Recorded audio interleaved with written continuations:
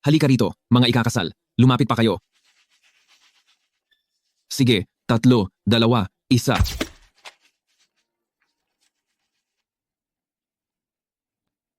Para lang hindi maikasal sa masamang tambay sa nayon, bigla na lang nagpakasal ako sa lalaking mas matanda sa akin ng 12 taon, isang construction worker na si Uncle. Ha ha ha ha ha. Asawa ko, nandito na ako. Brother Wang, tignan nyo, maganda at bata pa siya, di ba? Ha ha ha ha ha. Paano na? Yung napag-usapan nating dowry? Heto ang $200,000 na dowry. Hahaha, salamat Brother Wang, salamat po Brother Wang. Shen Ziyi, makipagtulungan ka ng maayos? Napakayaman ni Brother Wang, isang karangalan na nagustuhan ka niya? Huwag ka nang madaldal, labas. Alis, alis, alis.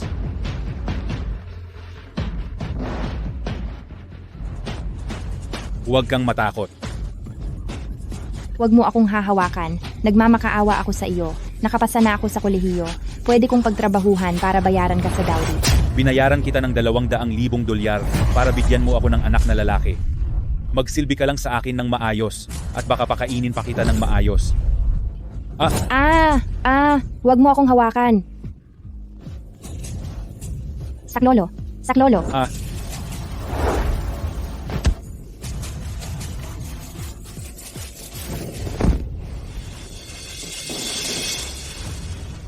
Walang hiya kang babae, bumalik ka rito. Boss, ayos ka lang po ba? Hulihin niyo ang babaeng iyan. Pagbabayarin ko siya. Hulihin niyo siya. Saklolo, tulungan niyo ako. Hinto. Tulungan niyo ako. Bilis, bilis, bilis.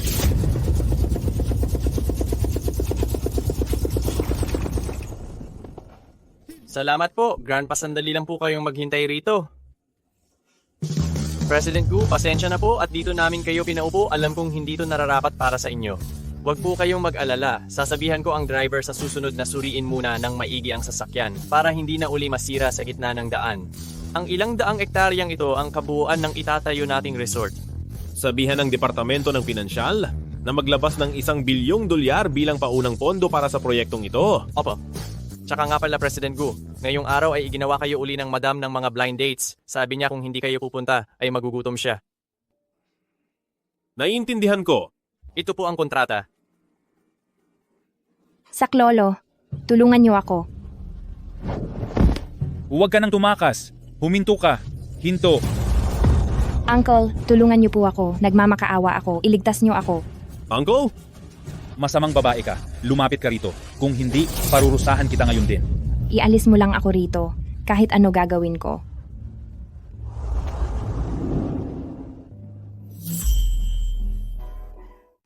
Ang dakilang presidente ng Gu Group na may kayamanan na $100 bilyong ay bigla na lang hinalikan ng isang batang babae. Walang hiya ka. Nagagawa mo pang lumandi ng ibang lalaki sa harap ko. Tara, sumama ka sa akin pa uwi. Uncle.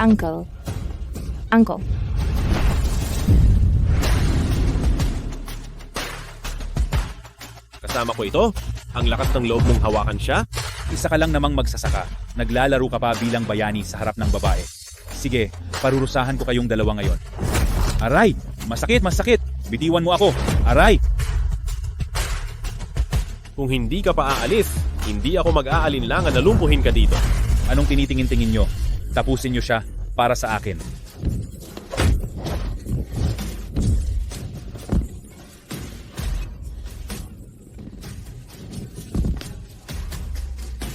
Kung gusto nyo pang mabuhay, umalis na kayo. Mga walang silbi.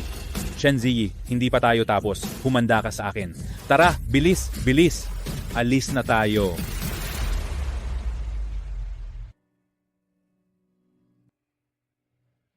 Ilang taon ka na? 20 taon na po. Uncle, maraming salamat sa iyo. Iyong paghalik ko sa iyo kanina, wala lang talaga akong ibang pagpipilian noon. Hindi sapat ang humingi lang ng paumanhin? Magpapakasal ka sa akin. Po? Tara, uuwi na tayo. Uuwi? Dahil kasal na tayo, bibigyan kita ng isang pamilya at tahanan. Ngayon lang may taong gumawa ng ganito kaganda para sa akin. Napakabait sa akin ni Uncle. Kailangan kong suklian ang kabutihan niya. Uncle, Kahit na isa ka pang magsasaka, aalagaan kita bilang asawa, sanay po ako sa hirap. Ang batang babaeng ito, napaka-inosente at cute niya. Mukhang magiging masaya ang kasal sa kanya. Maligayang pagbabalik, Sir President Gu at Madam. Uncle, hindi ka ba magsasaka? Bakit ka nakatira sa ganitong kayaman na lugar? Magpapakilala lang ako. Ako ang pinakamayaman sa Jiangcheng, ang si Gu Huaichen. Ang iyong asawa. Ikaw pala ang pinakamayaman sa Jiang City? Huaishen, nasaan ang aking apo sa kasal? Ikaw nga ang aking apo sa kasal. Totoo iyon, Lola. Nagpakasal na po kami. Ay naku, ha. Apo sa kasal, napakaganda mo talaga. Habang tinitingnan kita, lalo kitang nagugustuhan. Noong pinakasalan mo ang aming Huaichen, mukhang dehado ka pa yata. Dahil itong si Huaichen, matanda na at sobrang busy pa sa trabaho. Lola, kapag ipinagpatuloy niyo pa ang ganiyang biro, baka tumakas na ang inyong apo sa kasal. Mabuti ngang matanda dahil sila ang mas marunong mag-alaga at magmahal. Sa ngayon kasi, hindi ba't uso na sa lipunan ang sa pagitan ng uncle at ng isang batang babae? Ha. Ilabas na iyan.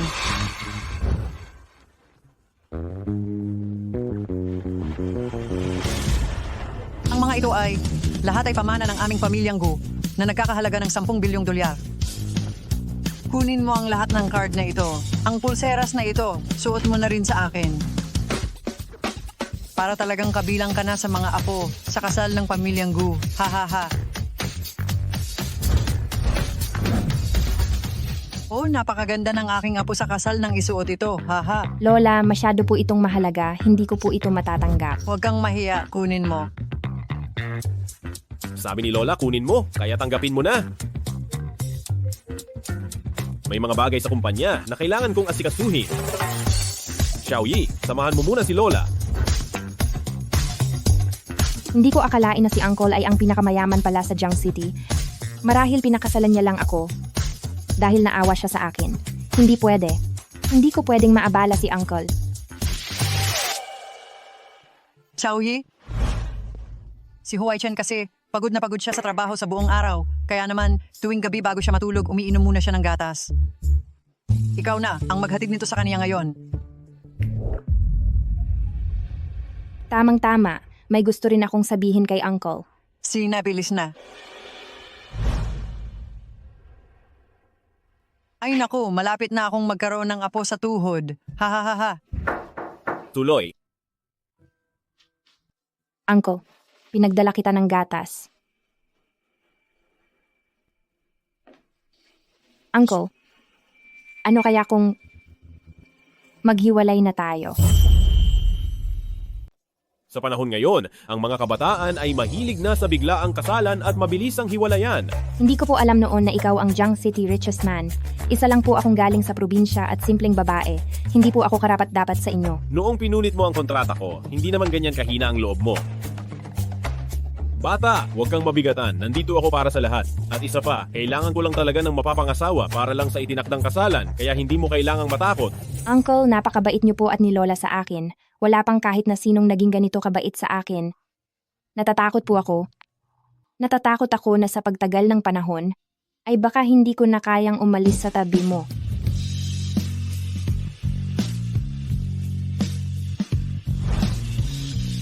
Lokang bata, mabait ka ring tao, kaya naman mabait din kami sa iyo.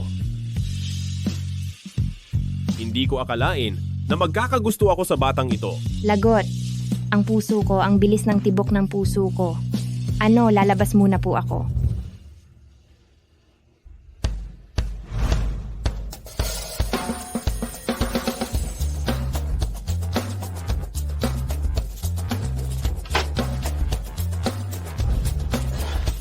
Uncle, anong nangyayari sa inyo?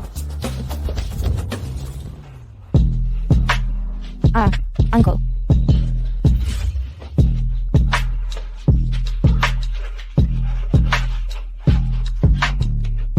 Hindi pa po ako handa.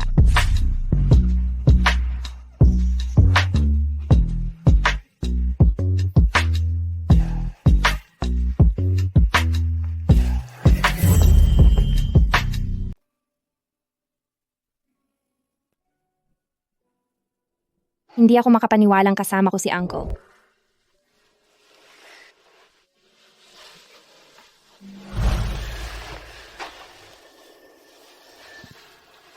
Gusto lang naman niyang mapagbigyan ang kanyang lola at baka nga isipin pa niya na ako ay isang babaeng gagawin ang lahat para lang makasal sa isang mayamang pamilya.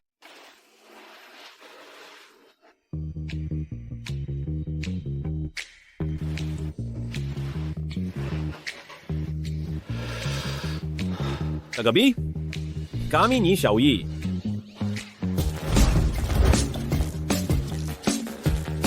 Hindi kaya? Nananaginip lang ako? Bakit naman ako magkakaroon ng ganitong panaginip tungkol pa sa batang iyon? Ay naku!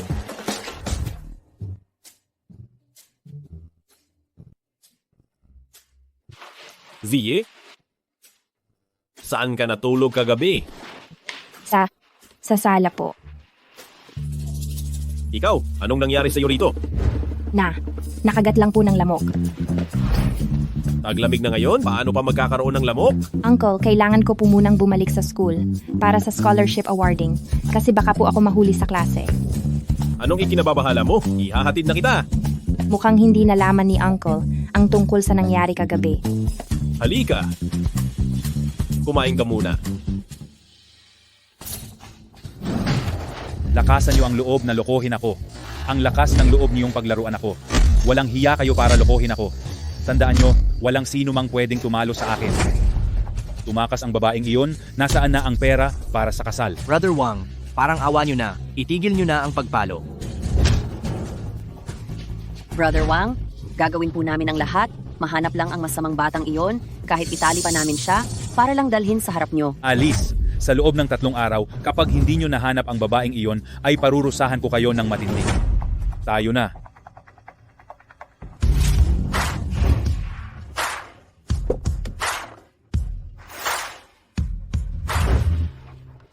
Uncle, ikaw. Alam ko na. Kailangan daw po ng presensya ng magulang para makuha ang scholarship award. Pero mukhang busy si Uncle ngayon, kaya ayaw ko na siyang abalahin pa. Pagkatapos mo, maghintay ka lang sa akin dito. Susunduin kita.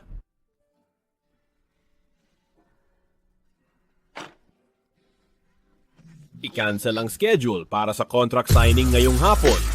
President Gu, $100 milyong ang halaga ng kontratang iyan. Maliit na halaga lang iyan. Sa scholarship awarding niya, hindi ko pwedeng hayaan ang batang iyon na pumuntang mag-isa. Ngayon, salubungin natin ang nanalo ng natatanging scholarship na si Shen Zi at ang kanyang mga magulang para pumanhik dito sa entablado.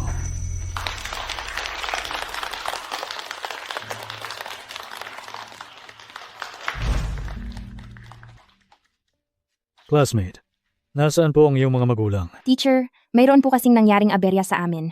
Tungkol po sa scholarship, pwede po bang ako na lang ang tumanggap nito? Classmate, hindi maliit ang halaga ng scholarship na ito. Para matiyak na may bibigay ito sa bawat nanalo, kailangang may magulang na naririto para magkumpirma. Hindi maaari. Kapag nalaman ni Mama na nandito ako, tiyak na pipilitin nila akong iuwi at parurusahan. May inaasikaso ang mama ko. Teacher, baka po pwedeng mapakiusapan niyo ito? Ikaw na babae ka? Sa wakas ay nahanap din kita? Hala, sino po kayo? Ako ang nanay niya. Sinabihan na namin ang paaralang ito noon na pinatitigil na namin siya sa pag-aaral. Usaping pamilya ito, huwag kayong makialam. Bitawan niyo ako. Hindi ako sasama. Salbahing bata. Dahil sa iyo ay nasaktan ako ni Brother Wang ng ganito, lalaban ka pa? Sumama ka sa akin pauwi ng maayos at magpakasal kay Brother Wang. Kung hindi, papatigilin kita sa ginagawa mo. Hindi niyo siya maaaring ilayo rito. Anong sabi mo? Ako ang kuya niya, kaya bakit hindi ko siya pwedeng isama? Tingnan ko lang kung sino ang may lakas ng loob na humarang sa akin. Tayo na. Ayoko. Bitawan niyo ako. Hindi ako magpapakasal. Hindi ka magpapakasal? Saan ako kukuha ng pera para pampakasal kung ganoon? Ano, gusto mo bang mawalan ng tagapagmana ang pamilya Shen family natin? Tara na. Hindi ako pwedeng magpakasal sa iba. Dahil kasal na ako. Ano? Kasal ka na? Nasaan ang bayad sa kasal? Magkano ang ibinigay niya? Walang hininging kabayaran sa kasal. Suwail kang anak. Pinalaki kita para sa magiging dote mo, pero ibinigay mo lang pala ang sarili mo sa iba nang wala kaming napala. Sabihin mo sa akin, sino ang lalaking iyan? Papuntahin mo siya rito ngayon din. Kailangang magbayad siya sa akin ng $200,000. Sinabi ko na ngang walang kabayaran. Walang hiya ka? Ayaw mong magpakasal kay Wang Laowu? Tapos nagpakasal ka sa isang pulubi na hindi man lang makapagbigay ng pambayad sa kasal? Hiwalayan mo ang taong iyan ngayon din. Hindi ko siya hihiwalayan. Shen Ziyi, pumalpak ka na nga sa lahat tapos hindi ka pa makikipaghiwalay? Sasabihin ko sa iyo, kapag hindi ka nakipaghiwalay ngayon, lagot ka. Paparusahan kita ng matindi. Ikaw, Tigil!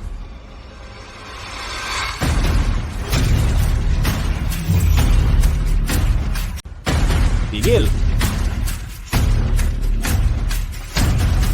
anong ginagawa mo? Aray, anong gagawin mo?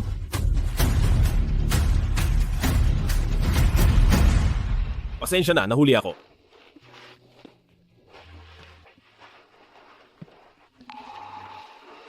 Ayos ka lang ba? Masakit ba? Uncle, ayos lang ako. Hoy bata, ikaw pala ang lalaking kinakasama ng babaeng ito, hindi ba? Sasabihin ko sa iyo, kapag hindi ka nagbigay ng $200,000 ngayon, hindi mo siya maisasama paalis. Hoy, bitawan mo ang anak ko. Kapag sinaktan mo pa ang anak ko, makakatikim ka sa akin. Kayo pala ang pamilya ni Xiao Yi. Bakit? Ako ang nanay niya? Kung manamit ka ay akala mo kung sino. Teka lang, nagdala ka pa ng mga bodyguard para takutin kami? Sabi ni Shenji, noong nagpakasal kayo, wala kang ngang maibigay kahit pambili ng regalo, huwag kang ngang magkunwari diyan. Sige, magkano ba? Magkano ang perang gusto nyo? $200,000. Tama, hindi dapat kulang kahit 5. Kapag hindi mo na ibigay ang pera, hiwalayan mo na agad ang anak ko. Huwag mong harangan ang pagkakataon niyang ipakasal kay Brother Wang. Eksakto. Hoy bata, alam mo ba kung sino si Brother Wang? Sa isang utos lang ni Brother Wang, bukas na bukas, tuluyan ka nang mawawala sa Jiang City. Sabihin nyo sa Brother Wang na iyon, hihintayin ko siya. Sabi ko na nga ba, lalaking nakikigamit lang, hindi makapagbibigay ng pera. Sa tingin ko, hamak na mas matanda ka sa anak ko. Niloloko mo lang siya. Kung dagdagan mo pa ang edad mo, mukha ka na niyang tatay. Bakit mayroong mga kapamilyang katulad ninyo sa mundo? Para malaman nyo, marunong akong rumespeto sa maayos kausap. Kung maayos lang kayong kumausap, kahit anong hiling ay kaya kong ibigay. Sayang dahil huli na ang lahat. Hoy, Ano gagawin mo? Anong ginagawa mo? Shenji, walang kwenta kang bata ka? Iwalayan mo na agad ang asawa mo. Shan Ziyi, hahayaan mo lang bang ganituhin ako ng lalaking iyan? Humanda ka sa akin kapag nahuli kita, pagbabayarin kita ng husto? Huwag kang mag-alala, nandito ako. Mula ngayon, ako na ang pamilya ni Shen Ziyi. Lahat ng usapan ay sa akin idaan.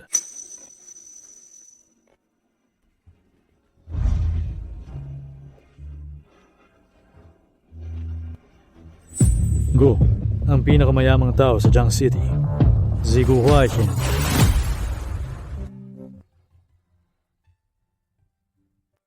Pasensya na at nahirapan ka kanina. Sa totoo lang, wala lang po iyon. Uncle, binigyan mo ako ng tahanan. At least, isang lugar na mapuprotektahan ako, napapakain at nadadamitan ako ng maayos. At nabibigyan ako ng rason para mabuhay.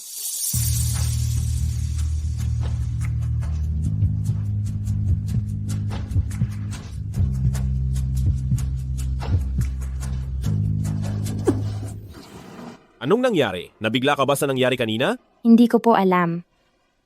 Ihahatid muna kita pa uwi para makapagpahinga ka. Wala kaya akong dalang bata? Congratulations! Buntis po kayo. Si Tito, gugustuhin niya kaya ang batang ito. Apo sa kasal. Halika rito at tingnan mo. Nagluto si Lola ng paborito mong pagkain. Lola, alam niyo po ba kung nasaan si Tito? Nasa hotel siya para sa isang meeting. Apo sa kasal. Bakit? Namimiss mo na ba siya? Hindi po. Naintindihan ko. Kung namimiss mo na si Huai Chen, puntahan mo na siya agad. Si Lola na ang magpapahatid sa iyo sa driver. Sige Pumunta na. ka na. Sige po.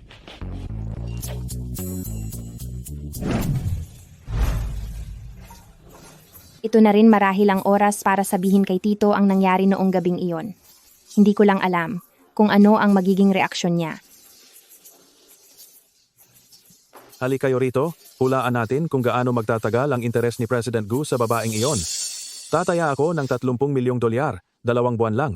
Iba talaga ang mga nagustuhan ni President Gu na balitaan kung buntis daw ang babaeng iyon, kaya 3 buwan ang taya ko.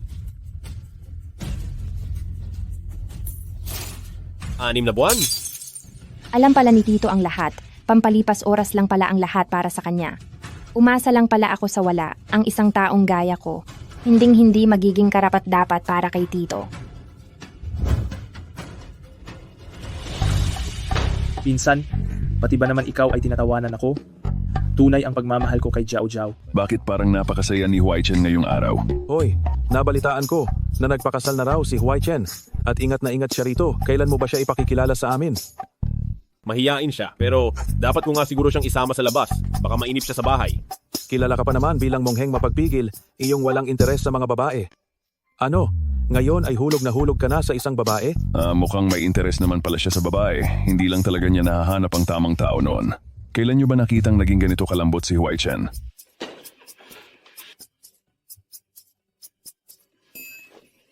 Tama na muna ito, baka naiinip na ang bata sa bahay. Mauuna na ako. Si.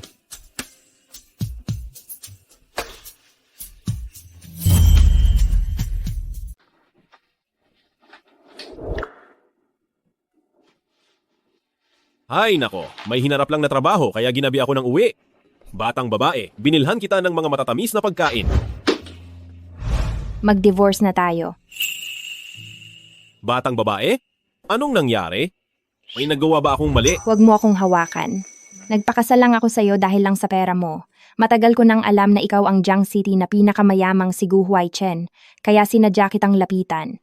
Shenzi, hindi magandang biro yan. Ngayong nakuha ko na ang lahat ng gusto ko. Kapag nakipaghiwalay ako sa iyo, makakakuha ako ng malaking halaga. Sapat para mabuhay ako ng komportable habang buhay. Bakit pa ako mananatili sa iyo?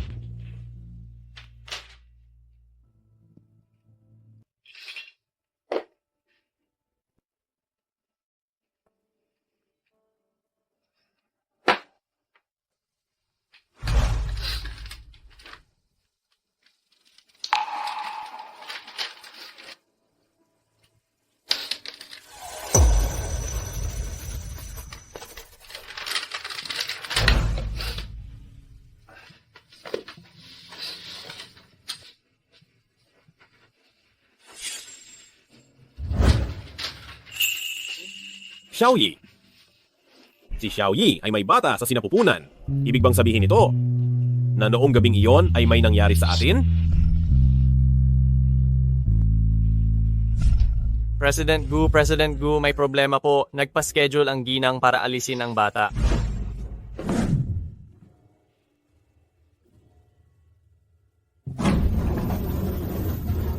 Ikaw si Shen Ziyi, di ba? Pumasok ka na para maghanda. Sisimulan na natin para mawala ang bata. Ziyi. Shanzi.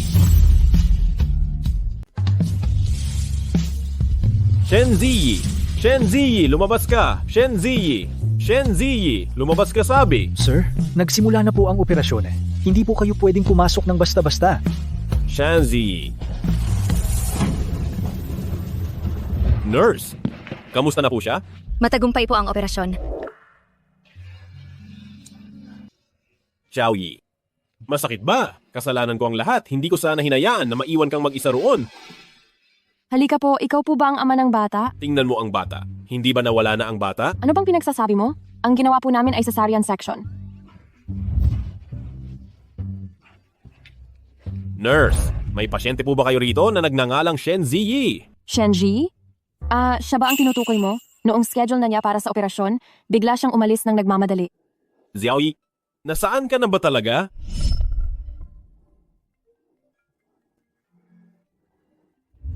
Xiaomei, biglang nagkasakit si Mama. Nasa ICU na siya ngayon. Pangalan mo ang palaging binabanggit niya. Pumunta ka na rito bilis. Sige, papunta na ako agad. Ma, anong nangyari sa inyo? Z? Patawad, nagkamali si Mama. Matagal itong pinag-isipan ni Mama. Hindi kita dapat pinilit na pakasalan si Wang Laowu. Gusto lang ni Mama na magkaroon ka ng magandang buhay. Hindi ko inakala na ang Wang Laowu na iyon ay ganoong klaseng tao pala. Ang totoo, masyado lang nag-aalala sa iyo si Ma. Ma, dati ang kuya lang ang iniisip nyo, kaya akala ko.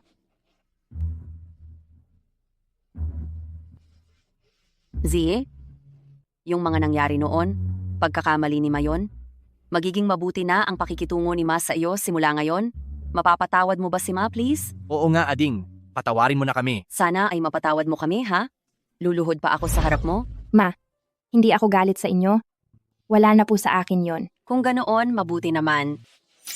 Z, tahan na. Uminom ka muna ng tubig.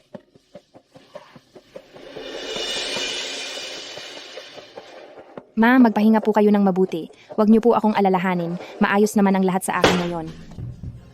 Malapit na nating makuha ang dote, kaya syempre hindi na ako mag-aalala. Kayo, nilagyan niyo ba ng gamot ang tubig ko?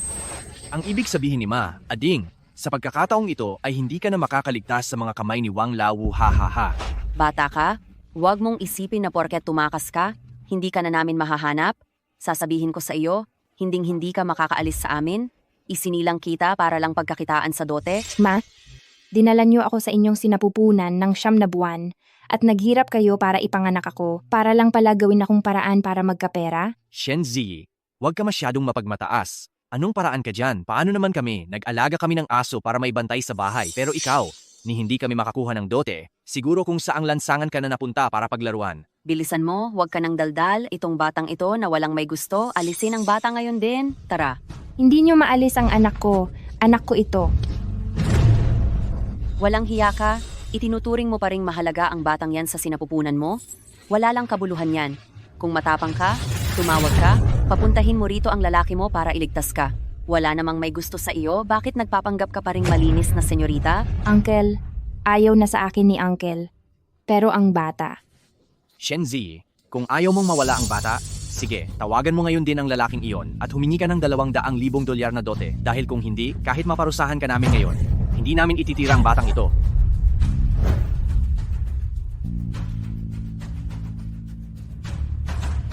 Magandang araw po. Ang tinatawagan ninyong subscriber ay hindi maabot sa ngayon. Maaaring tumawag muli mamaya. Sorry, the subscriber you dialed cannot be connected. Nakikita mo ba? Sinasabi ko na nga ba, walang magkakagusto sa iyo? Sa tingin mo ba ay lolokohin ka ng nanay mo? Halika, aalisin na natin ang bata na ito sa tiyan mo ngayon din.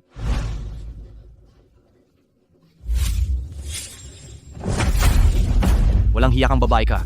Napakalakas mo pa talaga, no? At nangangahas ka pang tumakas. Sa tingin ko, hindi na natin kailangan pang pumunta para maaksidente ang bata. Sayang lang ang pera. Ngayon ay lulumpuhin kita hanggang sa mawala ang bata sa iyo. Sandali.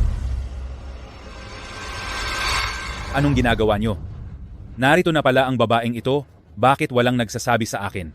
Gusto nyo bang umurong sa usapan at kupitin ang dote ko? Ay, Brother Wang, hindi po ganoon iyon. Sadyang matigas lang ang ulo ng masamang babaeng ito. Balak namin ni nanay na, turuan muna siya ng leksyon bago namin siya ihatid sa inyo. Para naman maging masaya ang oras niyo, hindi ba? Masamang babae, miss na kita. Ngayong araw ay pagsasawaan ko ang bango ng iyong katawan. Ha ha ha. Huwag kang lalapit. Ngayon ay... Tumahimik ka. Walang hiya ka. Ang pagsilbihan si Boss Wang ay isang karangalan para sa iyo. Huwag kang umiyak ng umiyak diyan. Baka masira mo pa ang saya ni Boss Wang. Tumayo ka riyan. Ayoko. Huwag mo akong hawakan. Buntis ako. Ano? Buntis ka? Kayong dalawa, nangangahas kayong lokohin ako. Nagbayad ako ng $200,000 para lang sa gamit na babae. Brother Wang, huwag po kayong magalit. Aksidente lang po ito. Boss Wang, huwag na po kayong magalit. Sisiguraduhin naming maaalis ang bata sa sinapupunan niya. Hindi ko hahayaang mawala ang anak ko. Sumuko na kayo. Kung hindi mo aalisin, ako mismo ang tatapos sa kanya. Ipakikita ko sa lahat kung ano ang kahihinatnan ng isang taksil na babaeng tulad mo. Halika rito. Bitawan mo ako. Pakawalan niyo ako. Pakawalan niyo ako. Bitawan niyo ako. Lumabas kayo at tingnan niyo ito. Ang masamang babaeng ito, sa likuran ko, ay nakipagrelasyon sa ibang lalaki at nagkaroon ng anak sa pagkakasala. Dito at ngayon, tatapusin ko ang batang ito. Narito ako ngayon at papatigilin ko na ang batang ito.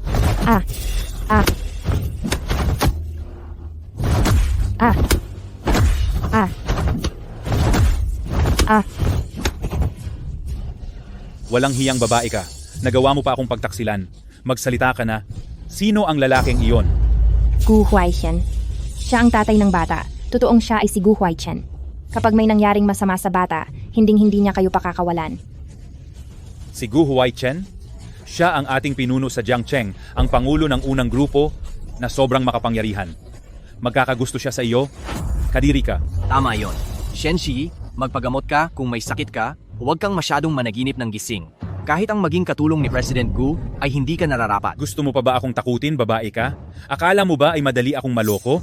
Tatantanan na kita ngayon. Hawakan niyo siya ng mahigpit. Tatakbo ka pa? Walang hiyang babae ka, nagawa mo pa akong pagtaksilan ng ganito, alam mo bang tatapusin na kita ngayon? Tatakbo ka pa ba?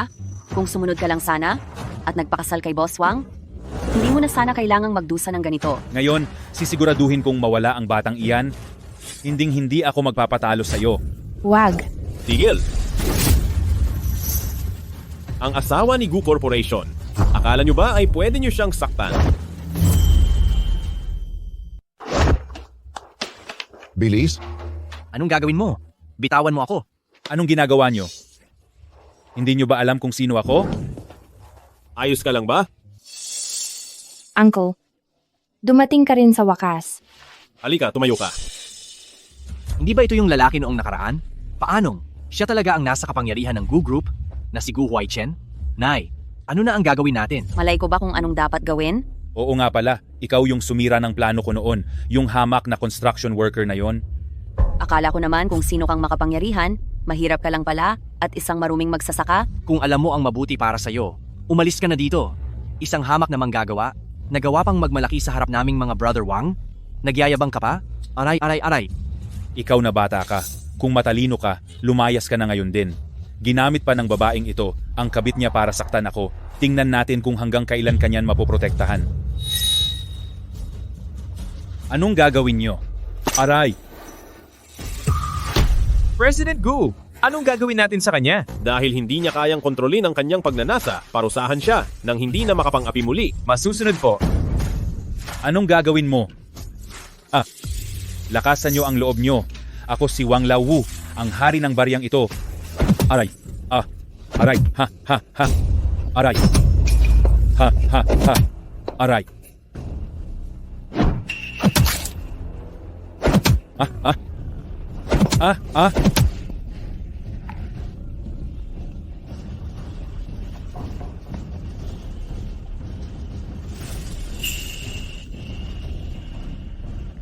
Yari na? Posible kayang siya talaga ang presidente ng Gu Group?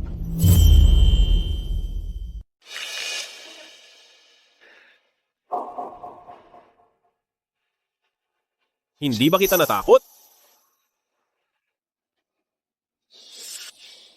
Buntis ang aking asawa at baka mabigla siya sa kanyang makikita. Ilayo niyo ang taong iyan dito. Opo, siya. President Gu, President Gu, President Gu, President Gu. Dahil lang ito lahat kay Wang Laowu, pinilit niya lamang kami. Tunay na ina pa rin ako ni Ziyi at hinding-hindi namin magagawa ang kahit anong makakasama sa kaniya. Oo, isa lamang itong hindi pagkakaunawaan. Mali lang po ang inyong akala. Ang sakit na naramdaman ni Xiaoyi ay hindi sapat na mabura sa isang simpleng paliwanag lang. Parusahan niyo sila ng matindi. Tigil na, maawa kayo. Wag na, maawa po kayo.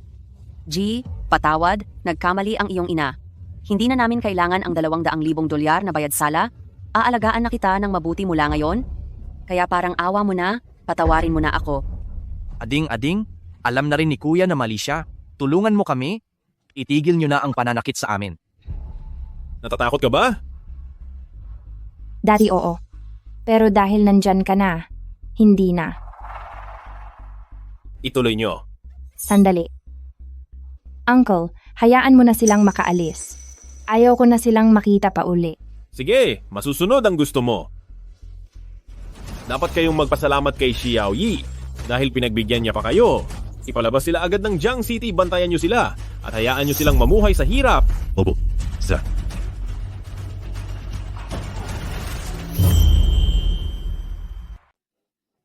Uncle, salamat. Ang buti na lang at nandyan ka. Anong nangyari? Ang tiyan ko, masakit po. Huwag kang matakot, dadalhin kita sa doktor. Doktor! Doktor!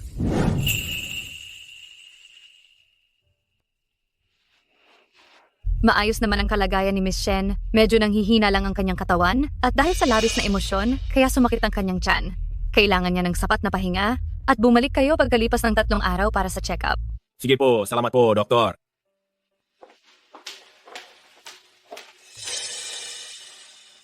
Tungkol sa pagbubuntis. Uncle, alam kong ayaw mo sa batang ito. Huwag kang mag-alala, hindi ako manggugulo sa iyo. Paglabas ko ng ospital ay aalis na ako sa Jiang City. Napirmahan ko na rin ang divorce papers. Bakit? Inisip mo bang hindi ko gusto ang batang ito? Yung mga sinabi mo sa VIP room, narinig ko ang lahat.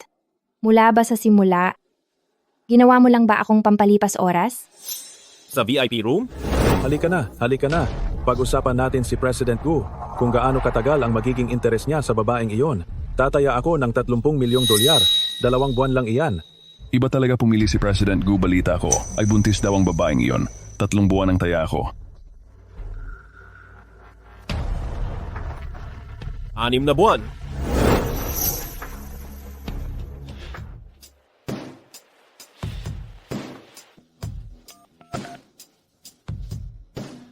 Bibigyan ko kayo ng 10 minuto para pumunta dito sa ospital at humarap sa akin. Kapag nahuli kayo kahit 1 segundo, makikita nyo ang hinahanap nyo.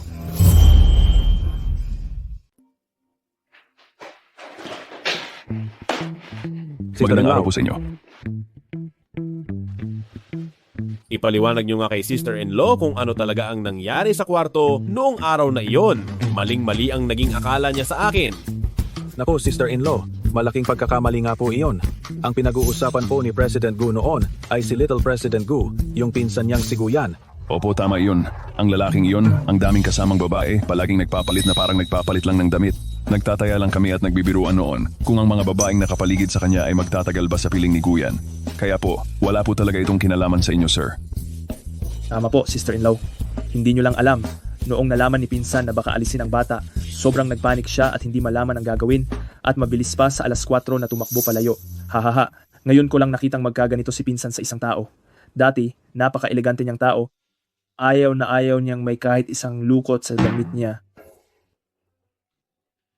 Sister-in-law, maging mapagpakumbaba po sana kayo sa aming pagkakamali. Patawarin niyo na po sana kami dahil kapag hindi niyo kami pinatawad, siya, ititigil niya ang lahat ng pondo para sa aming kumpanya.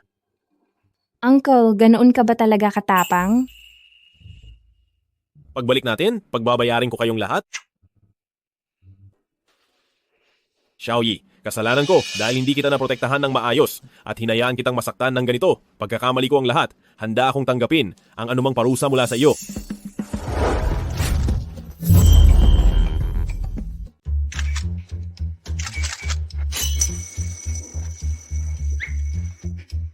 Ang totoo niyan, hindi ko pa nakita ang pinsan ko na ganyan makitungo sa isang tao. Medyo katakataka ito. Hahaha. Katakataka? Ipapahinto ko sa financial ng kumpanya ang allowance mo sa huling 6 na buwan ng taon para matuto kang mag-isip bago magsalita? Uncle, ganito ka ba talaga kasungit? Sige na, lumabas na kayong lahat. Salamat po, sister-in-law. Xiaoyi, walang kinalaman sa akin ang mga kalokohan ni Guyan. Ang mundo ko ay sa iyo lang umiikot mula nang dumating ka. Mula ngayon, ako na ang magiging sandigan mo at hindi na kita hahayaang kabahan pa. Mabibigyan mo ba ako ng pagkakataon na bantayan ka? Kung ganoon, sinangga. Pero dapat ay hindi mo na ako palulungkutin muli.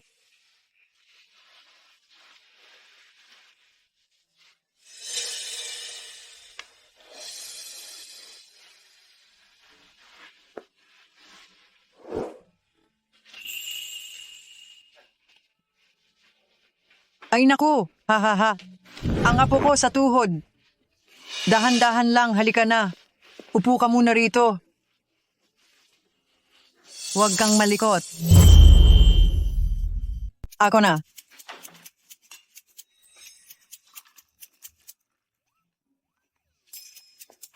Salamat po, Lola. Ilang buwan nang buntis si Xiaoyi. Bakit hindi mo agad sinabi kay Lola? Paano kung naaksidente siya at may mangyari sa bata? Sandali pa lang naman po at hindi pa masyadong stable ang lagay niya. Natatakot po akong masyado kayong mag-alala. Kung ano-ano ang pinagsasabi mong bata ka. Ang nasa loob ng tiyan ni Xiaoyi ay ang pinakahihintay ng ating pamilyang Gu. Hindi ito matatawag na pag-aalala. Para kay Lola, isa itong malaking kagalakan. Napakabuting apo, ang aking pinakamamahal na apo. Tingnan nyo, dumating lang si Xiaoyi. Bumaba na agad ang katayuan ko sa inyo. Ha ha ha? Ate Zhang, bilis-bilis, kunin mo ang kahon ko rito. Lola, talagang napaka-atrasado nyo pa rin po. Kapag ang tungkol na sa iyong apo at sa magiging apo mo sa tuhod, hindi nyo na maitago ang saya. Bilis. Sa halip na asarin mo si Lola, mabuti pang mag-aral ka na kung paano mag-alaga ng buntis para hindi ka matuliro sa hinaharap. Itong kayamanang ito ay nakuha ni Lola noon pang kabataan ko. Matagal ko itong itinabi, hinihintay ang tamang oras para ibigay bilang regalo sa aking apo. Ngayon tamang-tama ito para sa aking pinakamamahal na apo sa tuhod bilang gabay sa kanyang kaligtasan. Simula ngayon, huwag na huwag mo itong huhubarin. Lola, masyado po itong mahalaga. Kunin mo, kung hindi mo ito tatanggapin, magagalit si Lola. Ang long life lock na ito ay may nakaukit na mahaba at masaganang buhay para manatiling payapa ang buhay ng aking apo sa tuhod. Heto, kunin mo. Lola. Kunin mo na, huwag kang mahiya. Para sa'yo talaga ito. Deserve mo iyan. Huwag ka lang tumayo riyan ng tulala. Bilisan mo at matuto ka kay Ate Zhang kung paano humawak ng bata. Pagdating ng panahon, dapat ay hindi mo masaktan ang apo ko sa tuhod. Ay, paano ba ang paghawak mo sa bata? Ganyan ba talaga dapat ang pagbuhat mo? Noong buhatin ka ng tatay mo noon, di hamak na mas magaling siya sa iyo. Dapat ay turuan ka niya ng maayos. Ngayon ko lang nakita si Sir na nagkakaganyan. Hoy, batang pasaway. Dahil buntis si Xiaoyi, hindi ka pwedeng tatambay lang. Mag-aral ka na tungkol sa pag-aalaga ng bata. Pagkapanganak sa baby, ikaw na ang bahalang mag-alaga sa kaniya. Ang Xiaoyi naman natin ay magfo-focus na lang sa pagpapaganda. Mahirap ang magbuntis at manganak si Xiaoyi, kaya ako na talaga ang bahala sa bata. President Gu, tuturuan ko po muna kayo kung paano magpalit ng lampin ng bata. Siya po? Doktor, ito po ang ultrasound report. Kumusta po ang lagay ng bata? Mahalaga ang emosyon ng buntis. Huwag mo siyang hayaang ma-stress. Dapat balanse ang kaniyang kinakain at siguraduhing matandaan ang schedule ng check-up. Opo. Dito muna kayo, hintayin niyo muna ang medical report. Sige po. Uminom ka muna ng tubig. Gusto ko munang lumabas para magpahangin. Sige, pero huwag kang lalayo. Pupuntahan kita agad kapag nakuha ko na ang report.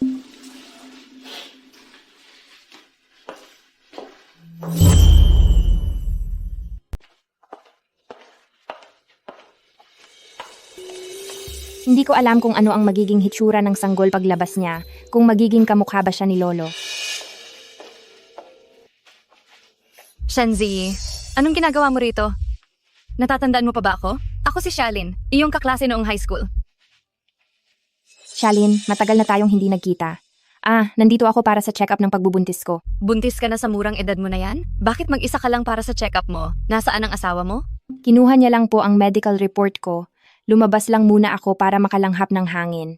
Tigil-tigilan mo nga ako. Sa kalagayan nyo, sino naman ang magpapakasal sa iyo? Huwag ka nang magkunwari. Iyong mga nabubuntis ng hindi pa kasal. Madalas na akong nakakakita niyan sa ospital. At isa pa, magkaklase naman tayo noong high school. Iisipin mo bang pagtatawanan kita? Mali po ang iniisip nyo.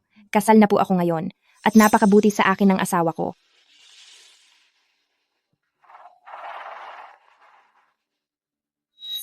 Kahit na napakaganda mo noong araw at lagi kang nakakaangat sa akin, ano ngayon? Ngayon naman ay nauwi ka lang sa pagiging buntis ng walang asawa. Sa reunion ng klase namin, mabuti pang isama rin siya para makita ng lahat kung paano ang sikat na maganda noon ay naging kawawa na ngayon.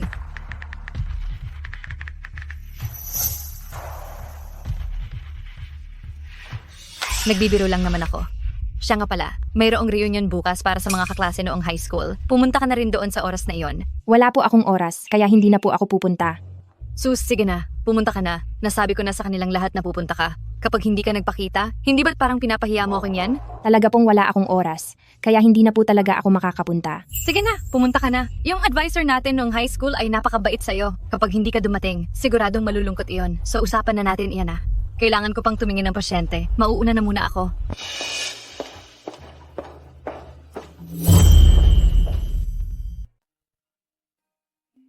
Heto, Ziyi, kumain ka pa ng marami. Salamat po, Lola. Lola, gusto ko sanang pumunta sa gusali ng Mingyue bukas para umattend ng reunion ng mga kaklase ko. Ziyi, buntis ka na ngayon.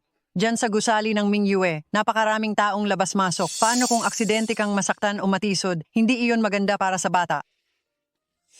Gawin natin ito. Maglalabas ako ng pera, ipapareserve ko ang buong gusali ng Mingyue para sa iyo at pasamahin si Huai Chen sa iyo. Sa ganitong paraan, magiging siguradong ligtas ang lahat. Lola, alam ko pong mabuti ang intensyon nyo, pero masyado na pong abala ang gagawin nyo. Isa lang naman itong simpleng reunion ng mga kaklase ko. Gusto ko lang na parang normal na makipagkita sa kanila at makipagkuwentuhan. Sasama ako sa iyo. Aayusin ko ang schedule ko para bukas. Naku boss, ayaw ko pong makaabala sa trabaho mo dahil lang sa maliit na bagay. Hindi ba mayroong kang 2 bilyong dolyar na contract signing para bukas? Alam ko pong nag-aalala kayo sa akin. Huwag po kayong mag-alala, babalik agad ako kapag tapos na ang lahat. Aalagaan ko po ang sarili ko, kaya magtiwala lang po kayo. Babalik din ako agad pagkatapos nito. Aalagaan ko po ang sarili ko, kaya huwag na po kayong mag-alala.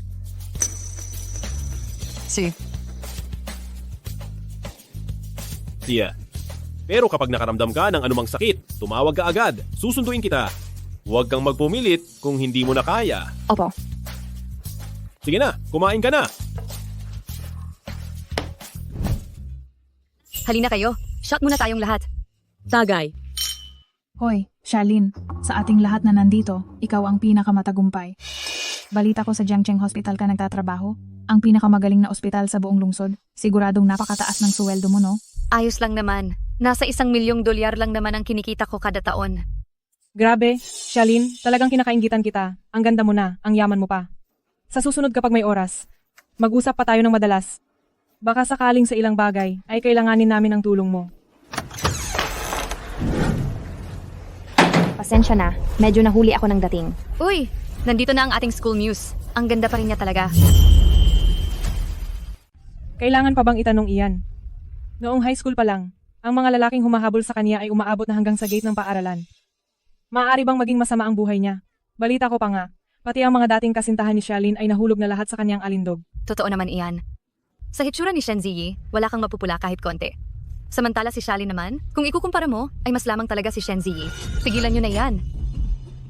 Buntis na ang campus queen natin ngayon.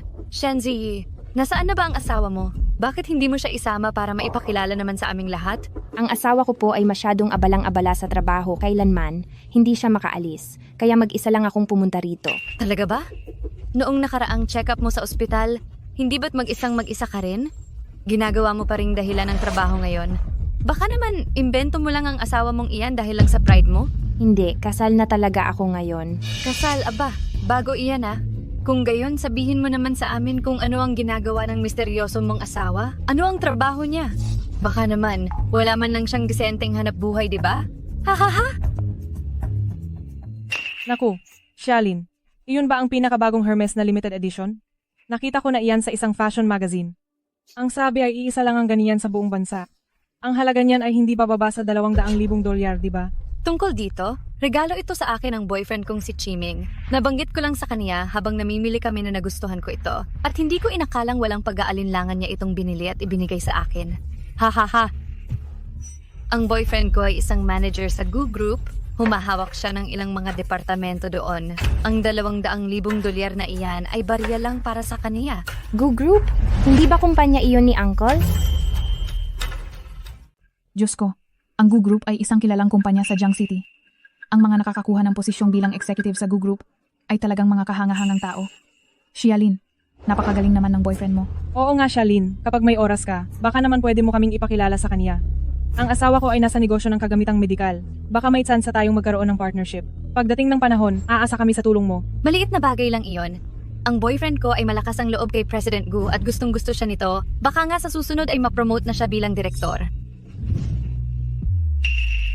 Shenzi, magkakaklase naman tayo dati at maraming taon na ang lumipas. Pero parang hindi mo naman pinahahalagahan ng reunion na ito. Nagawa mo pang magdala ng punit-punit na telang bag pagdating dito. Hindi ka ba nahihiya? Xialin, huwag mo nang sayangin ang pagod mo sa pagtatanong sa kaniya. Tingnan mo na lang ang hitsura niya. Gaano ba kalakas ang kakayahan ng asawa niyan? Baka naman, isa lang siyang tamad at walang kwentang tao. Tama ang sinabi mo. Akala ko pa naman itong mga nakaraang taon ay naging maayos ang buhay mo. Hindi ko akalain na ganito ka na pala kabagsak. Hindi ko talaga alam kung ano ang pumasok sa isip mo, kung paano mo natiis ang isang lalaking hamak. O Xialin, nabalitaan ko na itong si President Gu ay laging malamig ang pakikitungo, masyadong mahigpit, at halos walang puso. Totoo ba ang mga balitang iyon? Totoo po ang lahat ng iyon, at talagang mahigpit siya sa mga tauhan niya. Isang mali lang ay galit na siya agad. Napakahigpit niya talaga. Hindi ko hahayaan na ganyanin mo siya. Si Gu Huaichen sa harap ko ay laging napakabait at maalaga po siya. Kabaliktaran ng sinasabi niyo ang totoong ugali niya. Sinasabi mo na galing ka sa probinsya at wala kang alam? Baka kahit ang mukha ni President Gu ay hindi mo pa nakikita. Paano mo malalaman kung anong klase siyang tao? Tigilan mo na ang pag-iimbento ng kwento. Huwag mo nang ipahiya ang sarili mo. Dahil ang presidente ng Gu Group na si Gu Huaichen ay ang asawa ko. Sinasabi mo na si Gu Huaichen ay asawa mo? Shen Ji, parang may kung anong nangyari sa'yo? Nasisiraan ka na ba ng bait? Nawawala ka na ba sa sarili? Para magsabi ng ganyang kalokohan dito? Tingnan mo muna ang kalagayan mo. Pinapangarap mo pang kumapit sa Jiang City pinakamayamang si President Gu. Ang taas masyado ng pangarap mo. Nakakatawa ka talaga. Isa lang iyang ilusyon. Xialin, tingin ko ay naiinggit lang siya dahil ang boyfriend mo ay nagtatrabaho sa Gu Group. Puno lang siya ng inggit sa katawan.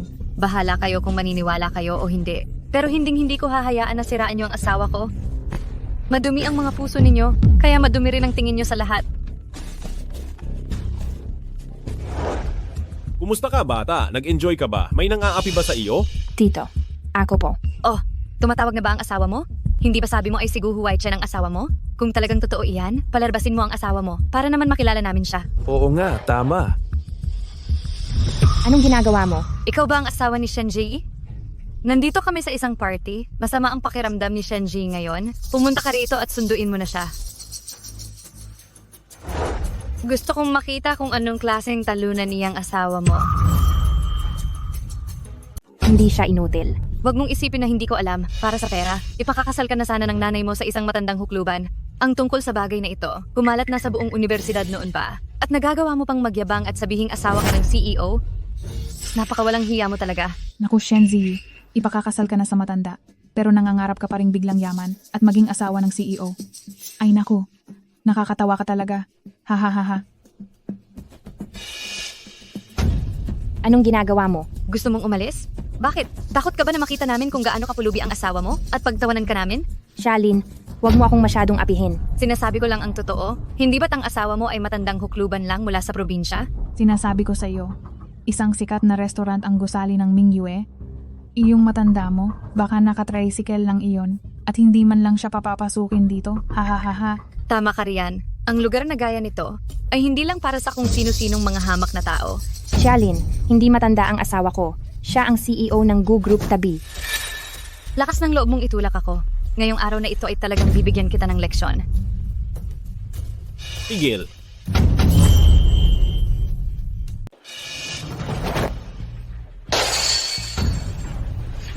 Uncle, dumating ka.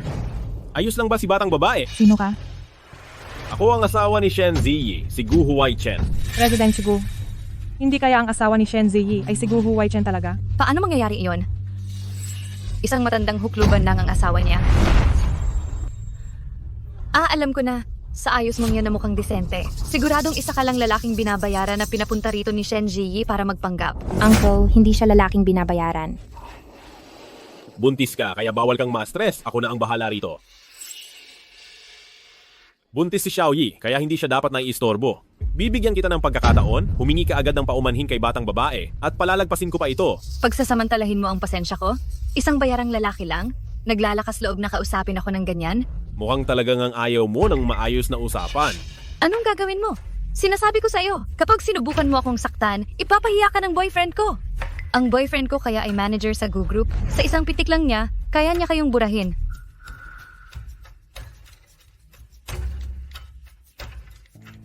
Nagpadala na ako ng mensahe sa boyfriend ko, hintayin niyo lang siya. Dahil binangga niyo ako, sisiguraduhin ng boyfriend ko na sa buong Jiang City ay wala na kayong paglalagyan. Sige, hihintayin ko siya rito. Isa ka lang na lalaking umaasa sa hitsura. Anong pinupustura mo rito? Talaga bang inaakala mong ikaw si President Gu? Humarap ka nga muna sa salamin at tignan ang sarili mo.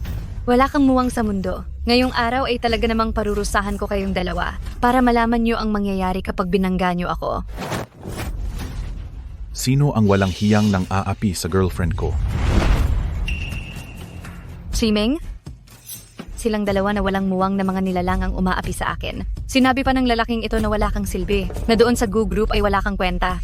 Kailangan mong gumanti para sa akin. Turuan mo sila ng leksyon. Huwag kang mag-alala, baby. Ako na ang bahala sa kanila. Gu, President Gu? Paano pong naging kayo? Chiming, anong sinasabi mo? Isa lang siyang lalaking pabuhat at umaasa sa mukha, isang hamak na trabahador. Paano siya magiging si President Gu? Mukhang dito sa loob ng Goo Group ay kailangang maglinis ng maigi kung sino-sino na lang ang gumagamit sa pangalan ng grupo para maghasik ng kaguluhan. Tumahimik ka. Napakagago mo. Isa siyang CEO ng kumpanya at siya ang may hawak ng ekonomiya ng buong lungsod. Sa isang salita lang niya ay hindi na tayo makakapagtatrabaho rito. Gusto mo ba akong ipahamak? Nabalitaan ko na isa kang mahalagang tao sa Goo Corporation. President Gu, isang malaking pagkakamali lang po ito. Nagkakamali po kayo. Lahat po ito ay gawa-gawa lang ng babaeng ito. Palalapitin ko po siya para humingi ng tawad sa inyo at kay Madam. Halika rito, humingi ka agad ng tawad kay President Gu at kay Madam Gu. President Gu? President Gu? Patawad po sa pagiging mangmang ko. Patawad po, mali po ako, patawad po talaga. Sa kay Xiaoyi, ka dapat humingi ng tawad, hindi sa akin. Ang babae ni Gu Huaichen, sa tingin mo ba ay basta-basta mo lang pwedeng apihin? Walang hiya ka? Humingi ka ng tawad kay Madam. Z, nawala lang po ako sa sarili ko, mali po ang nasabi ko. Nagsusumamo po ako, alang-alang sa pagkakaibigan natin bilang kaklase noon. Pakiusapan mo naman po si President Gu. Napatawarin na ako sa pagkakataong ito. Talagang alam ko na po ang pagkakamali ko. Simula ngayon, pagsisilbihan kita sa kahit anong paraan. Okay ba? Shalin, hindi ko kailanman ninais na makipagkumpetensya sa iyo at wala rin akong balak na sadyang saktan ka. Pero paulit-ulit mo nang sinasaktan ng pamilya ko pati na rin ako. Masyado na itong sobra. Madam, isa lang po itong malaking pagkakamali. Nagmamakaawa po ako sa inyo. Parang awan nyo na. Pakawalan nyo na po kami. Uncle, alam kong ginagawa mo ito para sa ikabubuti ko at gusto mo lang akong protektahan. Pero ayaw kong hayaan ang galit at paghihiganti na bulagi ng ating mga puso. Siguro, pwede natin siyang bigyan ng pagkakataong magbago. Uncle, medyo napapagod na ako. Gusto ko nang umuwi. Sige. Ang lahat ng gastusin sa pavilion ng Mingyue ngayon, ako na ang magbabayad ng lahat. Mauna na kaming umuwi ng asawa ko. Dahil nakiusap si Xiaoyi para sa inyo, hindi ko na gagawin ang pinakamalalang parusa pero simula ngayon, saan tinatanggal ka na sa Goo Group? Tapos na? Wala na ang lahat. Kasalanan mo itong lahat, napakasama mong babae.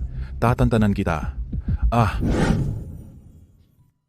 Xiaoyi, anong problema? Iniisip mo pa ba ang nangyari kanina? Uncle, napaisip lang talaga ako ngayong araw. Dati kasi pakiramdam ko masyadong ordinaryo lang ako at baka mapahiya lang kita. Pero dahil sa nangyari ngayong araw, naintindihan ko na ang halaga ko ay hindi base sa sasabihin ng ibang tao. Sa wakas, naliwanagan din ang aking Xiaoyi. Hindi mo dapat maliitin ang iyong sarili. Para sa akin, palagi kang pinaka-espesyal at pinakamahalagang tao sa buhay ko. Siyempre naman, mayroon akong ganda na nakapagpaibig sa CEO ng Goo Group. Napakakulit mo talaga. Nga pala, ang mama ko ay uuwi na ng Pilipinas sa mga susunod na araw.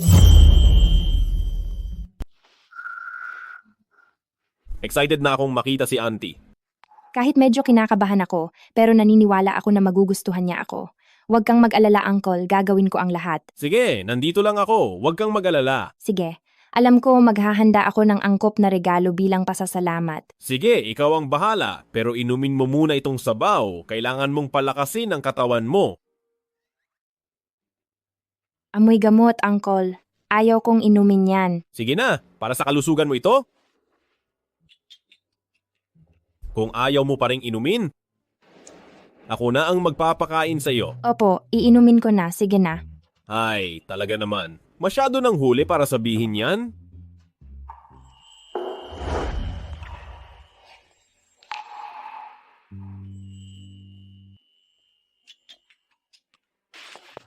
Hindi pwede, Uncle.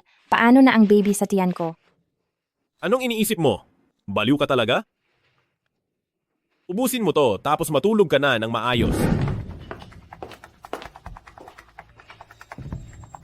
ikaw ba ang asawa ni Wai Chen? Opo, tama. Ako si Shen Zi, ang asawa ni Huai Chen. Ibig bang sabihin, siya ang mama ni Uncle? Ang lakas ng dating niya, parang nakakatakot siya. Mama, Huwag mo akong tawaging nanay. Tumingin ka muna sa salamin at tignan ang antas mo. Isa kang babaeng galing sa baba at isang ordinaryong dukha. Ang lakas ng loob mong maghangad na umangat sa buhay at pumasok sa pinto ng pamilyang Gu. Para ka lang nananaginip ng gising. Madam Chin, naiintindihan ko po na maaaring hindi niyo gusto ang aking katayuan, pero tunay ang pagmamahalan namin ni Huai Chen. Ang kasal ay hindi lang isang transaksyong base sa antas ng buhay. Rinerespeto ko po kayo bilang nakatatanda, kaya sana ay respetuhin niyo rin po ako. Tunay na pagmamahalan? Sa tingin ko, ang hinahangad mo lang ay ang yaman at kapangyarihan ng pamilyang Gu. Nabalitaan ko, buntis ka raw?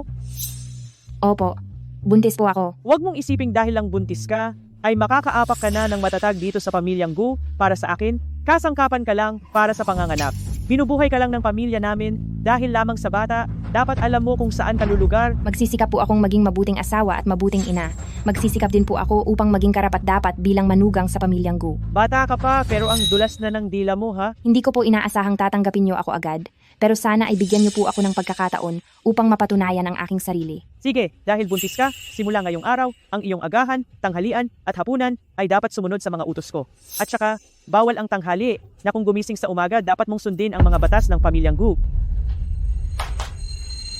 Ito ang hiningi kong pampaswerte. Sabi nila, ang itlog ng gansa na hinaluan ng uod ng silid kapag kinain ng sabay ay nakatutulong na mapalakas ang tsansang lalaki ang maging anak. Hindi ba gusto mong patunayan ang sarili mo? Inumin mo iyan at bigyan ang pamilyang Gu ng isang anak na lalaki. Madam Qin, naiintindihan ko po ang kagustuhan niyo para sa inyong apo. Pero, iyong mga gamot na iyan na walang basehan sa siyensya, talagang hindi ko po iyan matatanggap. Susunod po ako sa payo ng doktor. Aalagaan ko ang bata sa tamang paraan para masiguradong magiging malusog ang baby. Naglalakas loob ka bang suwayin ang utos ko? Huwag mong isiping porket buntis ka ay magagawa mo na ang lahat ng gusto mo. Sinasabi ko sa iyo, dito sa pamilyang Gu, ako ang masusunod. Iyong mga pa-epek mo, maaring umepekto kay Huai Chen, pero hindi sa akin. Kung ayaw mong inumin, huwag mo akong sisihin kapag pinilit naming ibuka ang bibig mo at isinalaksak ito sa iyo.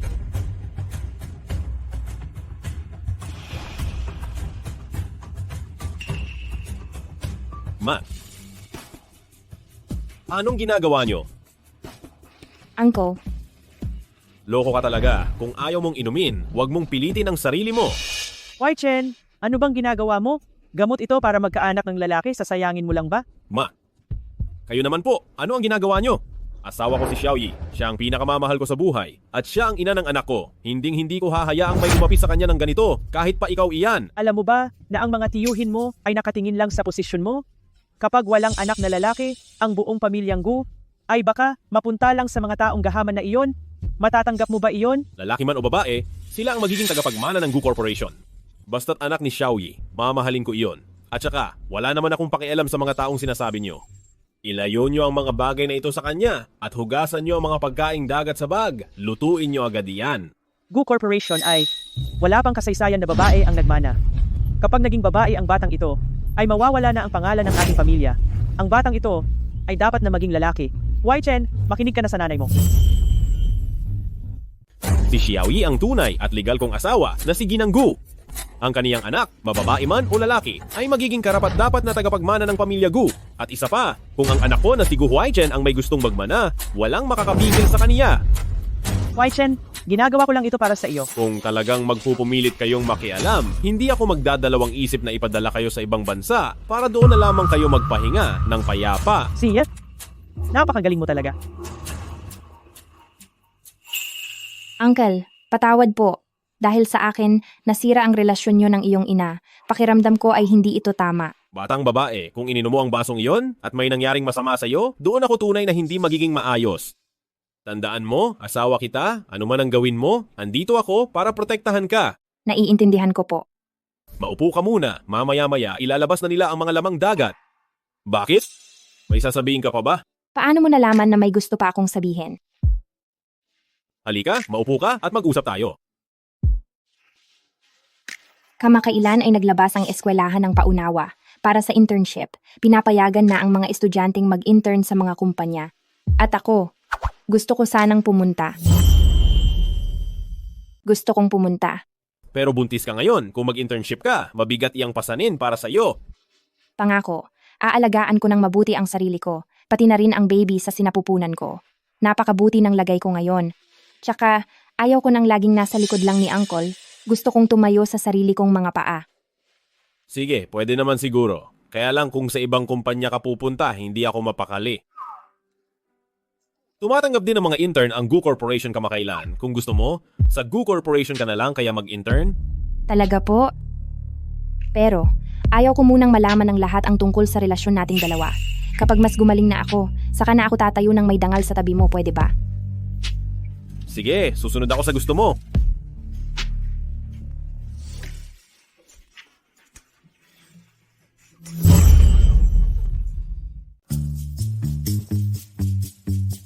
Hoy, tingnan niyo ako. Disente ba ang suot ko ngayon? Ngayon kasi ang unang pagkikita namin ni Madam President. Kailangan kong magbigay ng magandang impression sa kanya. Si Madam President po, siguradong hahangaan kayo niyan ng husto. Baka nga po, ma-promote na kayo agad. Hehe, iyon na nga. Mahigit 10 taon na ako bilang empleyado sa kumpanyang ito. Nagitiwala ang presidente sa atin. Kaya naman nilagay niya si Madam sa departamento natin. Tama na. Itigil ang sasakyan. Masyadong malapit sa kumpanya. Baka makita tayo ng iba. Uncle, papasok na po ako sa trabaho. Sandali. Wala bang goodbye kiss?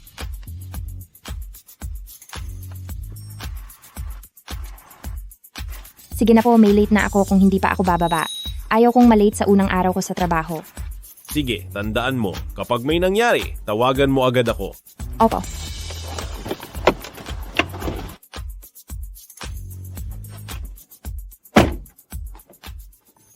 Special Assistant Zhao, naisayos mo na ba ang lahat? Huwag po kayong mag-alala, President Gu. Naibigay ko na ang mga bilin. Aalagaan ng mabuti ng lahat si Madam. Hinding-hindi nila hahayaan na mapahiya o mahirapan si Madam. Tayo na.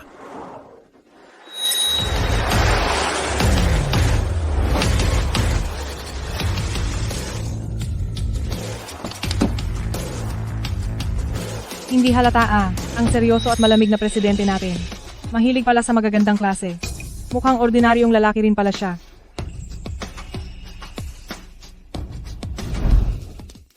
Madam, welcome po sa ating departamento. Isang karangalan po para sa amin ang makatrabaho kayo. Madam. Si. Oh, magandang araw po sa inyo, manager. Ako po ang bagong intern, si Linziru. Tama. Nandito kayo para sa base level internship, naintindihan ko po lahat. Madam President, napaka-humble nyo naman po talaga. Nagbili na po sa amin si President Gu ang tungkol sa inyong pagkatao, hindi po namin iyon ibubunyag.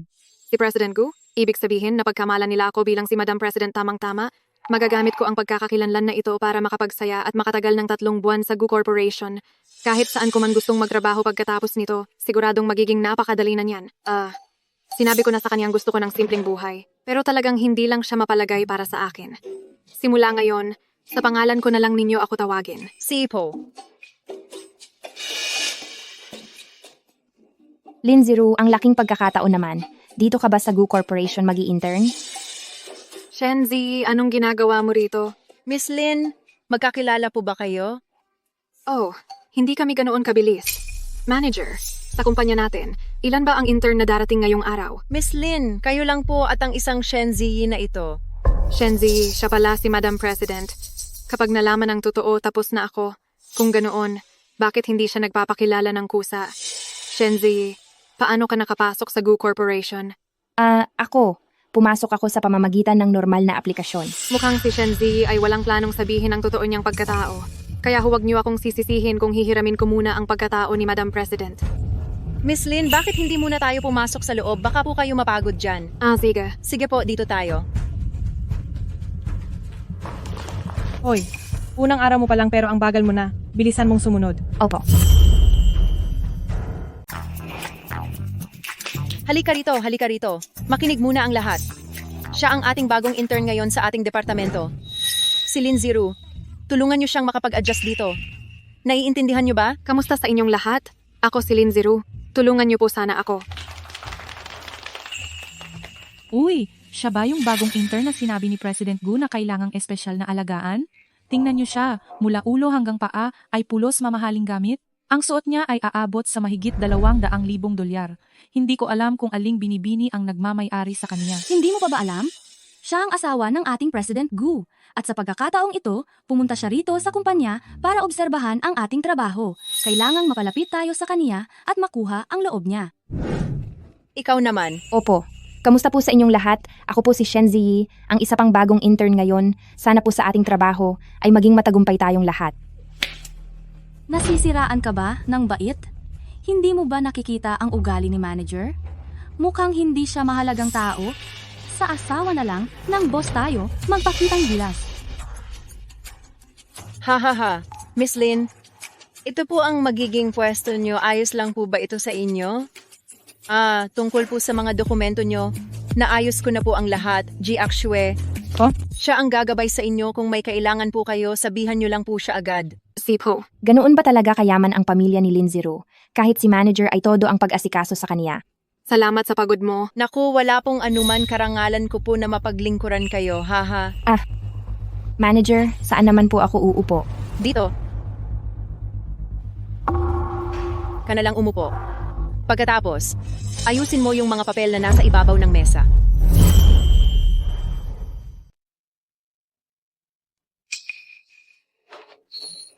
Miss Lin, ang ganda naman ng bag mo. Ito yung Chanel na limited edition ngayong season, di ba? Uy, pati ang damit mo. Ito yung galing sa fashion show ngayong taon. Paniguradong napakamahal nito, di ba? Anong alam mo? Ang mga ito, hindi lang basta pera ang kailangan para mabili ito. Kailangang maging isang Black Gold VIP customer bago mo ito makuha. Noong nakaraang buwan, binilhan din ako ni Uncle ng ganitong bag. Pero bakit parang iba ang hitsura nito? Ganoon ba? Nabanggit ko lang na gusto ko ang bag na ito at agad na binili iyon ng asawa ko para sa akin. Grabe, binili pala iyan ng asawa ninyo para sa inyo. Napakatamis naman ng pagsasama ninyo. Balita ko po, Miss Lin, galing pa kayo sa abroad, mayaman at mataas ang pinag-aralan. Ang mapangasawa kayo ay isa talagang malaking swerte. Siyempre naman. Nang dumating kayo rito, ang buong departamento namin ay biglang nagliwanag. Kahit na pareho kayong intern, si Shen Ziyi ay hinding-hindi maikukumpara sa inyo. Habang nananatili si Shen Ziyi dito, mas malaki ang tsansa na mabuko ang totoo. Hindi pwede. Kailangan kong humanap ng paraan para mapaalis siya sa Gu Corporation. Ang ganda naman ng bracelet ni Shen Ziyi. Shen Ziyi, napakaganda ng bracelet mo. Saan mo ito binili? Siguradong mahal ito, di ba? Ang kulay nito, posible kayang ito ay mamahaling jade? Kung totoo nga ito, ang halaga nito ay hindi bababa sa $1,000,000. Ziyi, talagang marami ka pa palang itinatagong yaman. Naku, hindi kaya sa unang araw ko pa lang ay mabisto na ang tunay kong pagkatao? Galing ito sa pamilya ko. Hindi ko rin alam kung saan ito binili. Sabi ko na nga ba, isang pulubi na gaya niya, paano niya kakayaning bumili ng ganito kagandang pulseras? Sa tingin ko, ang pulseras na ito, malamang ay gawa lang sa puwitan ng bote ng beer. Kung gayon, ang galing ng pagkakagawa, mukhang totoo. Kung hindi titingnang mabuti, aakalain mong totoo talaga ito. Hindi naman makabili ng totoo. Bakit kailangang magpanggap gamit ang peke? Pamilya ng mga mapagpanggap. Mag-usap na lang kayo dyan. Bakit kailangan nyo pa akong idamay? Ang pulseras na ito ay bigay ng lola at ng asawa ko sa akin. Ano man ang halaga nito, ang mahalaga ay ang malasakit nila. Malasakit? Ang mga mahihirap lang ang mahilig sa malasakit. Ang bata mo pang nagpakasal, hindi kaya naloko ka lang at nabiktima ng isang sindikato. Zee, kahit na talagang mahirap ang pamilya niyo, gayunpaman, hindi ka naman dapat pumatol sa ganyang klase ng pamilya. Masyadong malayo ang katayuan ng dalawang pamilya niyo. Tiyak na hindi magtatagal ang relasyon niyo. Maayos ang pagsasama namin ng asawa ko, itigil mo ang pagsasabi ng kung ano-ano. At isa pa, totoo man o peke ang pulseras na ito, ano namang pakialam nyo? Sa tingin ko, ang bag mo ang totoong peke rito. Sa katayuan ni Miss Lin, hindi kailanman siya gagamit ng pekeng gamit. Ikaw ang gumagamit ng peke, tapos mandadamay ka pa ng iba, napakasama talaga ng ugali mo. Ibang-iba ang totoong bag sa bag na dala niya. Magaspang ang materyales ng bag niya at mukhang malambot pa. Hindi nila pwedeng malaman na peke ang bag ko. Kailangang maibalik ang atensyon nila kay Shen Ziyi. Paano magiging peke ang bag ko? Huwag mong ibahin ang usapan dito. E di subukan mong ipakita sa akin kung totoo o peke ang pulseras mo? Tama iyan.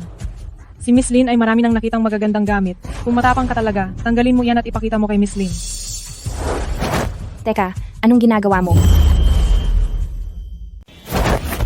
Ibalik mo sa akin yan.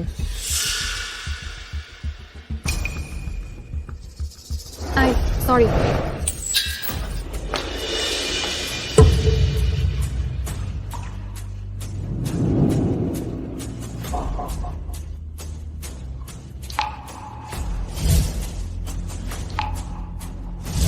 Hindi ko man lang naprotektahan ang pulseras na ito.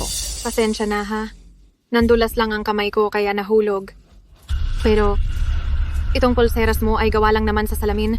Siguro ang halaga nito ay nasa ilang daang dolyar lang. Babayaran ko na lang ng doble.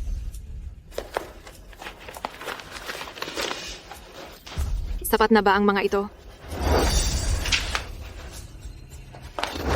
Ah, Sobra ka na.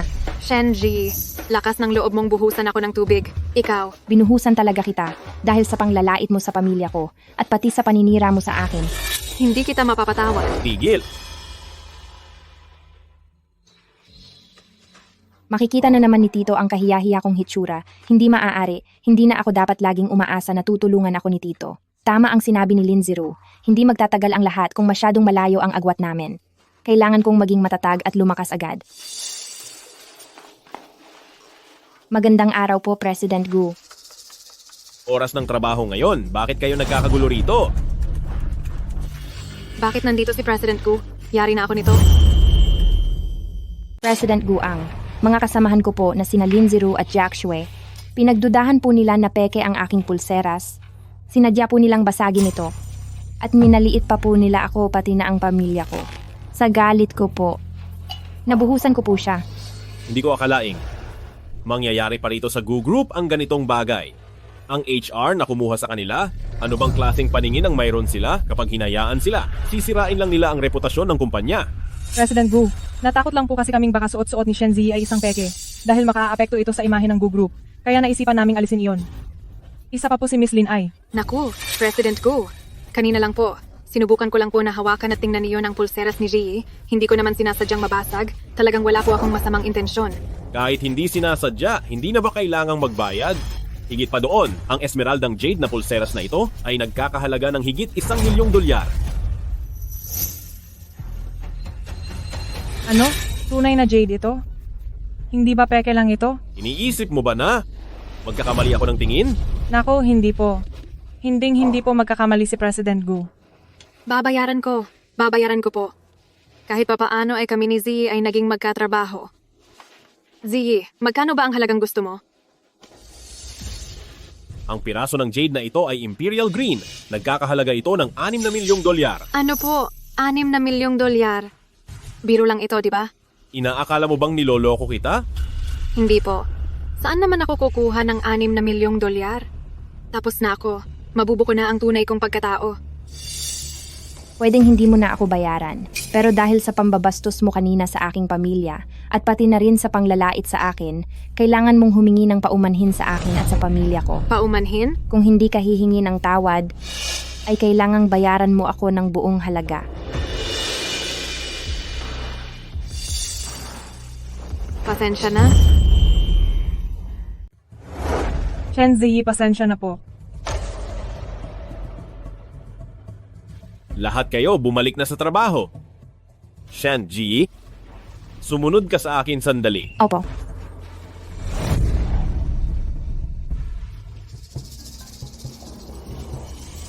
Miss Lin, hindi ba't kayo ang asawa ng presidente? Bakit kanina ay si President Gu pa ang nagtanggol sa Shenji na iyon? Nandito kasi tayo sa kumpanya. Sa trabaho, dapat nating ihiwalay ang personal na buhay sa profesionalismo. Kung sakaling gamitin ito ni Shenzi para gumawa ng malaking gulo, masisira ang imahe ni Gu Corporation. At saka ang maliit na halagang iyon, hindi naman sa hindi ko kayang bayaran. Tiyak na pinatatahimik siya ni President Gu para hindi na muling banggitin ang nangyari. Abangan na lang natin ang kakahantungan niya. Kahanga-hanga talaga ang pagpapahalaga niyo sa kabutihan ng lahat. Pero para kay Gu Corporation, parang napakahirap po nito para sa inyo. Totoo iyon. Hindi ko lang alam kung saan nakuha ni Shenzi ang ganoong kamahal na pulseras. Sino ang nakakaalam kung paano niya iyon nakuha? Hindi natin masisiguro kung anong maduming paraan ang ginamit niya para makuha yan. Masyado pala natin siyang minata. Mukha lang siyang basahan, pero hindi ko akalaing may dala pala siyang kayamanan. Pero, siguradong ipagtatanggol po kayo ni President Gu. Sa isang salita nyo lang, na gusto nyo siyang palayasin. Hindi ba't mabilis lang yun gawin? Ha?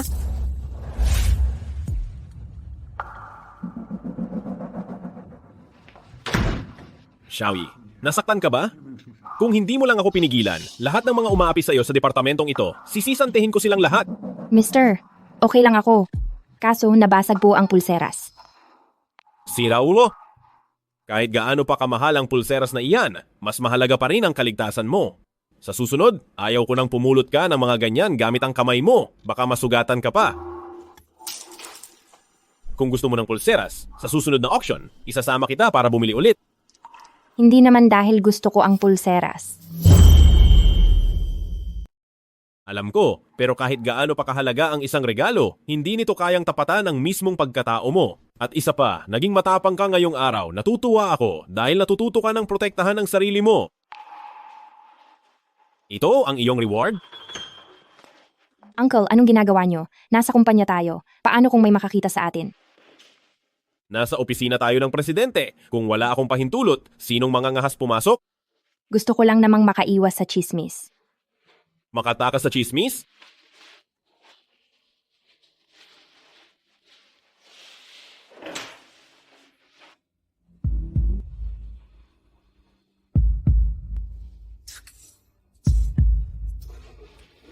Tama na. Baka mamagana ang labi ko sa mga halik mo.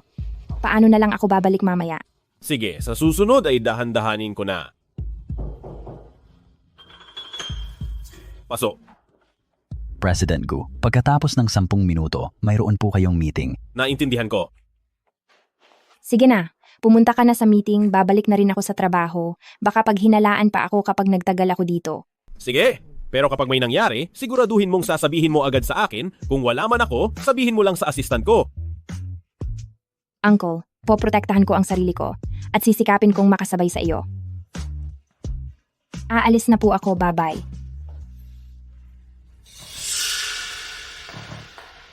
Tingnan niyo po sila. Siguradong pinagalitan at naiyak si Shen Ziyi dahil hindi na siya makatingin ng diretsyo. Itong si Shen Ziyi, hindi naman siya ganyan sa school. Bakit ang husay niyang manakit ng damdamin? Kitang-kita na mukha siyang walang hiya na mapangakit. Kailangang humanap ako ng paraan para malunasan ang panganib na ito at tuluyang maalis sa daan ko.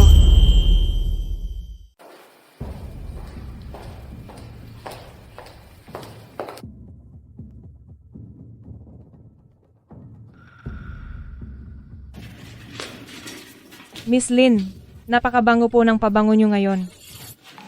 Ang talas naman ng pang-amoy mo. Ang gamit ko ngayon ay isang perfume mula sa Pransya na ginawa talaga para sa akin. Wow, kaya naman pala napakakaiba at nakakaakit ng amoy.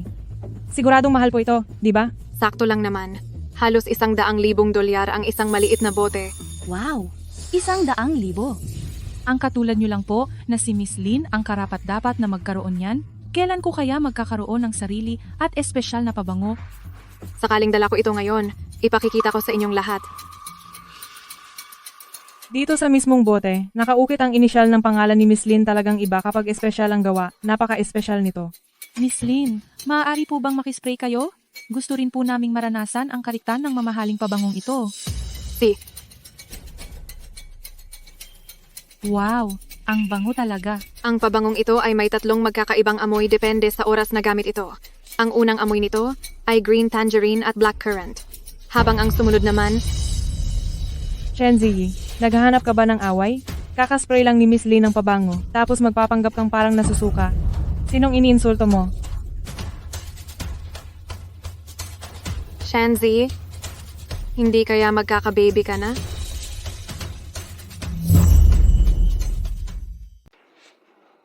Oo, buntis ako.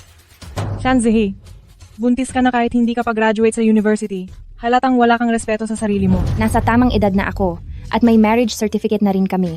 Kaya legal at maayos ang pagbubuntis ko. Saka wala namang patakaran ng eskwelahan na bawal mabuntis habang nasa university. Siguro kaya ka lang nagpakasal dahil buntis ka? Kaya naman pala, may suot kang mamahaling bracelet noon. Nakahanap ka lang pala ng mayaman. Kung buntis ka na, bakit ka pa nag-i-internship dito? Sinasadya mo ba ito para bigyan kaming lahat ng problema? Hindi po. Pinapangako ko po na hindi makakaapekto sa trabaho ko ang pagbubuntis. Pero ngayon pa lang, hindi mo na matiis ang amoy ng pabango. Paano mo masisiguro na hindi maaapektuhan ang trabaho? O kaya naman ay hindi ka makakaabala sa iba? Tama, baka mamaya hindi niya matapos ang mga gawain niya at kami pa ang sumalo sa mga dumi niya. Wala naman akong pakialam.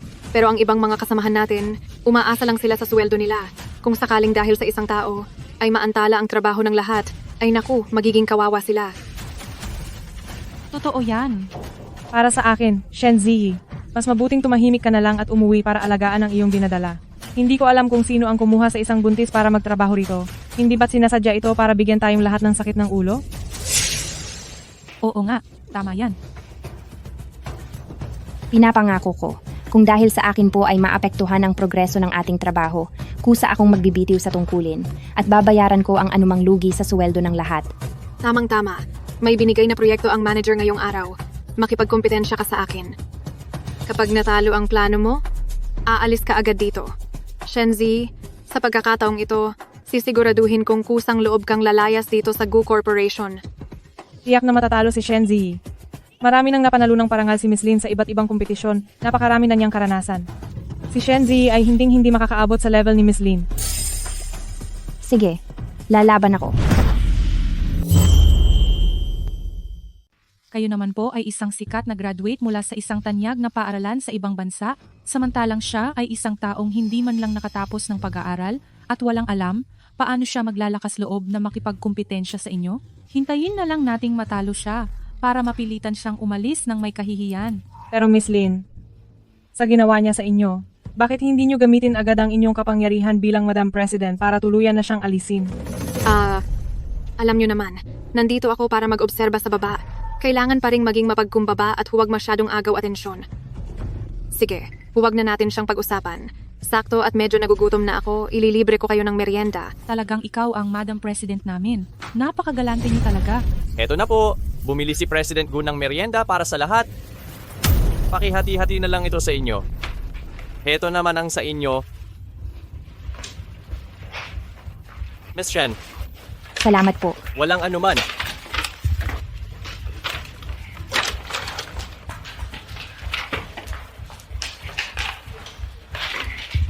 Miss Lin, kakakita niyo lang nagutom na kayo. Ngayon naman ay nagpadala agad si President Gu ng cake para sa inyo. Napak maalalahanin niya talaga sa inyo. Kahit kailan talaga siya, pati ang ganitong kaliit na bagay ay pinag-aabalahan niya pa para sa akin. Dahil nasa puso kayo ni President Gu.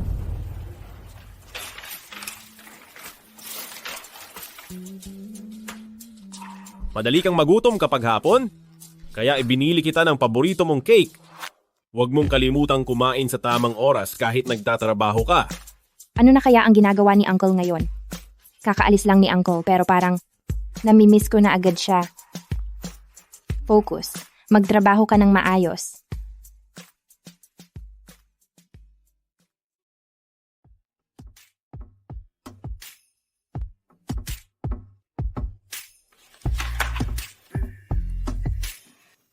Naghihintay sa akin si Uncle para sabay kaming umuwi. Kailangan kong bilisan para mapuntahan ko na siya.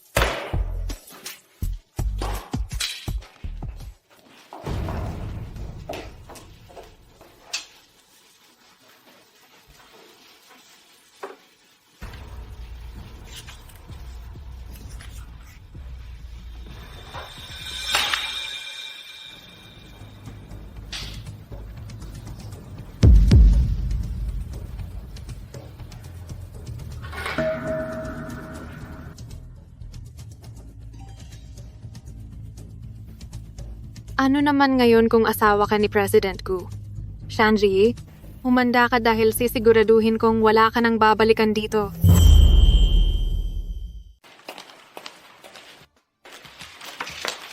Darating na ang mga partner natin. Tapos na ba ang inyong mga proposal? Siyempre naman. Miss Lin, hindi ko na kailangang tingnan ang plano nyo dahil sigurado akong perpekto iyan. Ha ha ha. Kumusta naman ang sa iyo? Ayos na ba?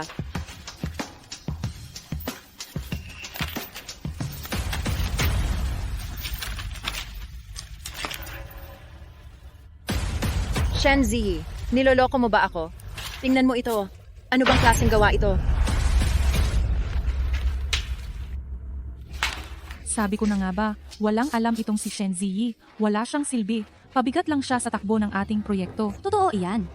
Buntis na nga, bakit pa pumasok sa trabaho? Ang kumpanya natin ay walang puwang para sa katulad mong talentado. Mabuti pang tuparin mo na ang pangako mo at magbitiw ka na sa trabaho. Paano nangyari ito?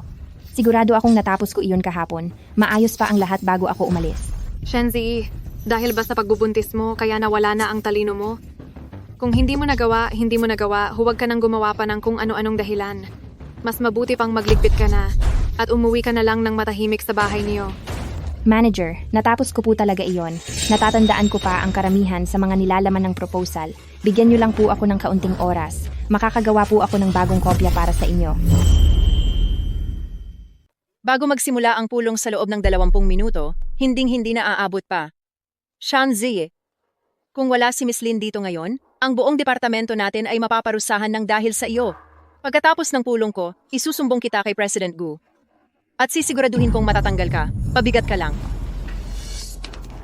Miss Lin, ang proyektong ito, gusto niyo po bang sumama sa akin para pag-usapan ito? Dahil narito kayo, ang pagtutulungang ito ay siguradong makukuha ng ating departamento. Oo naman, walang problema. Dati pa ay madalas akong sumasama sa asawa ko sa mga negosasyon, kayang-kaya ko ang mga ganiyang bagay. Kung ganoon, tayo na po. See.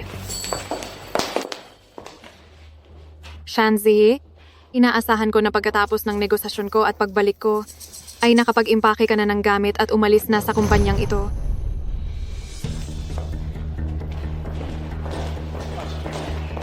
May 20 minuto pa. Baka sakaling umabot pa.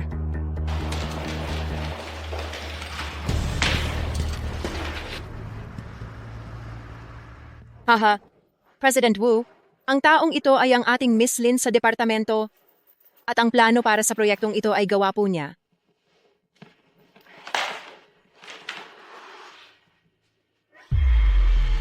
Miss Lin, ang halaga ng kontrata sa dokumentong ito, parang may mali yata?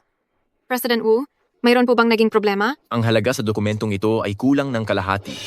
$100 milyong ang halaga ng proyektong ito. Kung mali ang halaga, alam mo ba kung gaano kalaking lugi ang idudulot nito sa kumpanya?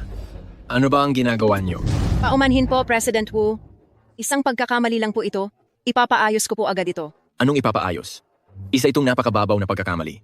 Akala ko pa naman na dahil malaking kumpanya ang Gu Corporation ay hindi ko aakalain na mayroon dito na mga empleyadong may ganito kababang kalidad. Sa tingin ko, ang pagtutulungang ito ay kanselahin na natin. Anong gagawin natin?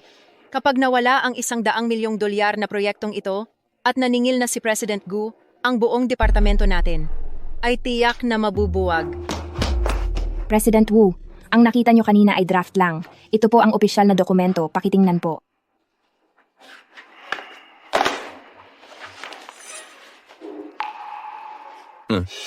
Ang dokumentong ito ay tila may pagkamalikhain. Ipaliwanag mo sa akin. President Wu, intern lang po siya, wala siyang alam sa mga bagay na ito. Hayaan niyo na si Miss Lin ang magpaliwanag. Hindi mo ba ako naintindihan? Gusto ko na siyang magsalita. Sipok. Ganito po ang laman ng dokumentong ito. Ang kasunduan para sa pakikipagtulungan sa proyekto.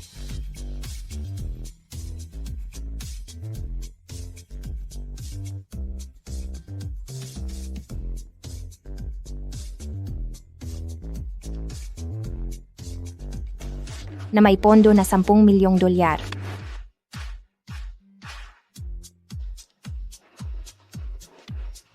Ang batang ito ay mahusay. Umaasa ako sa maayos nating pagtatrabaho. Ingat po kayo, President Wu. Dahil sa pagtatama mo sa iyong pagkakamali, sa pagkakataong ito, ay hindi na kita pahihirapan.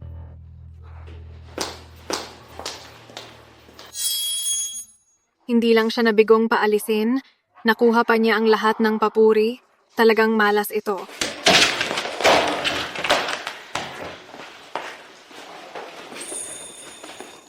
Ito ang unang pagkakataon na nakamit ko ang tagumpay sa sarili ko. Kailangan kong ibahagi ang magandang balitang ito sa aking tiyo. Uncle, alam mo ba, Sa ginawa kong plano ngayong araw, ang kumpanya ay nakakuha ng $100 milyong na investment. Siyempre, narinig ko na ang balitang iyan. Ang munti kong sinta, hindi mo talaga ako binibigo. Pero, nagdadalang tao ka, mahalaga ang trabaho, ngunit dapat mong ingatan ang iyong katawan. Tama siya, G. Lagi ka na lang nagtatrabaho. Nasaan ang saya doon? Minsan ay lumabas ka at mag-enjoy. Bukas ay may auction ng mga alahas sa Jiang City. Sasabahan ka ni Lola. Siya ang magbabayad ng lahat para sa iyo. Huwag na pong mag-abala pa si Lola. Iyong mga ibinigay niyo po sa akin noon, hindi ko pa nga po nasusuot lahat. Xiaoyi, sumama ka na sa amin. Nasira ang dati mong pulseras. Sakto at may auction bukas. Pumili ka ng gusto mo bilang gantimpala sa pagpupursigi mo sa trabaho.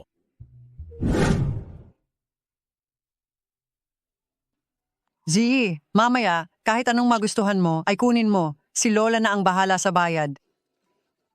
Ang susunod naman nating itatanghal ay isang napakataas na kalidad ng Pigeon's Blood Ruby Necklace. Ang tampok na koleksyon para sa auction na ito at nag-iisa lang ito sa buong mundo. Tingnan ninyong lahat.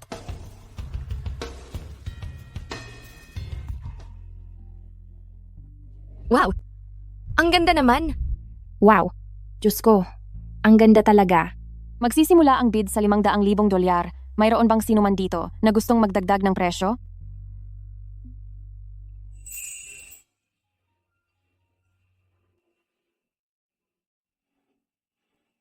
Nagustuhan mo ba?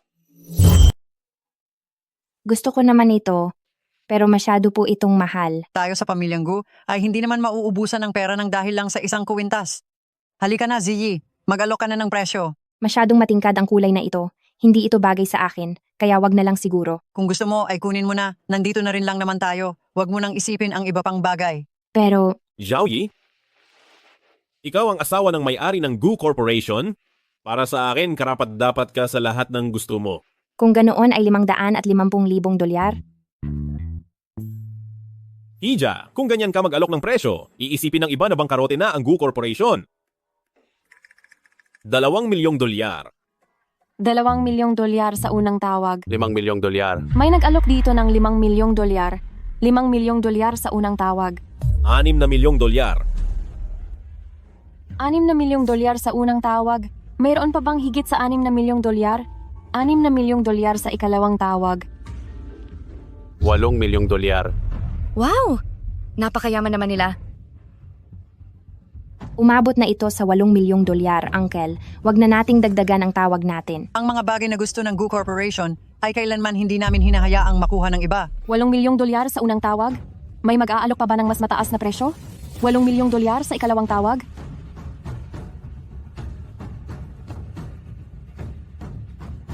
Hala.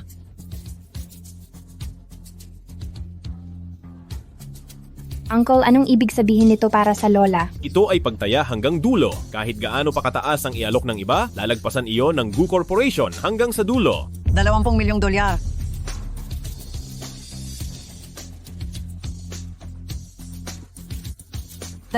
milyong. Ito na ang pinakamataas na tawag sa kasaysayan ng subasta na ito. Ang kuwintas na may ruby na ito ay napanalunan na ng numero 88.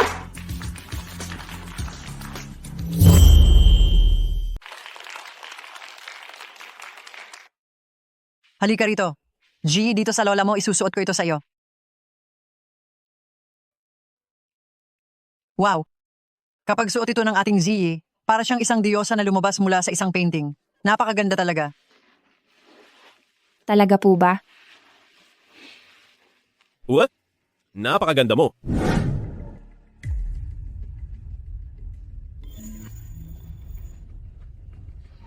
Uy, tingnan nyo to dali. Tingnan nyo dali. Ano iyan? Nasa isang subasta si President Gu at nakabili siya ng isang napakagandang Pigeon Blood Ruby Necklace na nagkakahalaga ng $20 milyong.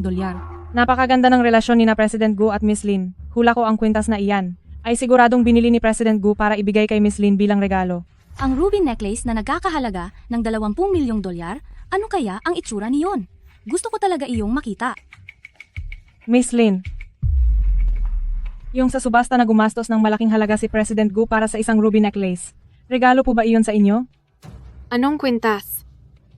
Miss Lin, tingnan niyo po, itong balitang ito ay nasa headline na at kalat na ito sa buong kumpanya. Oo nga po. Hindi niyo po alam? Tinutukoy mo ba ang kwintas na ito? Tama ka. Ito ay talagang ibinigay ni President Gu bilang regalo sa akin.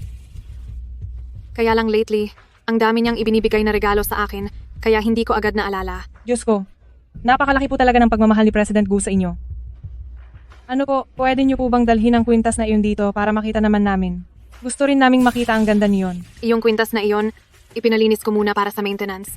Kapag naibalik na, isusuot ko ito para makita niyo.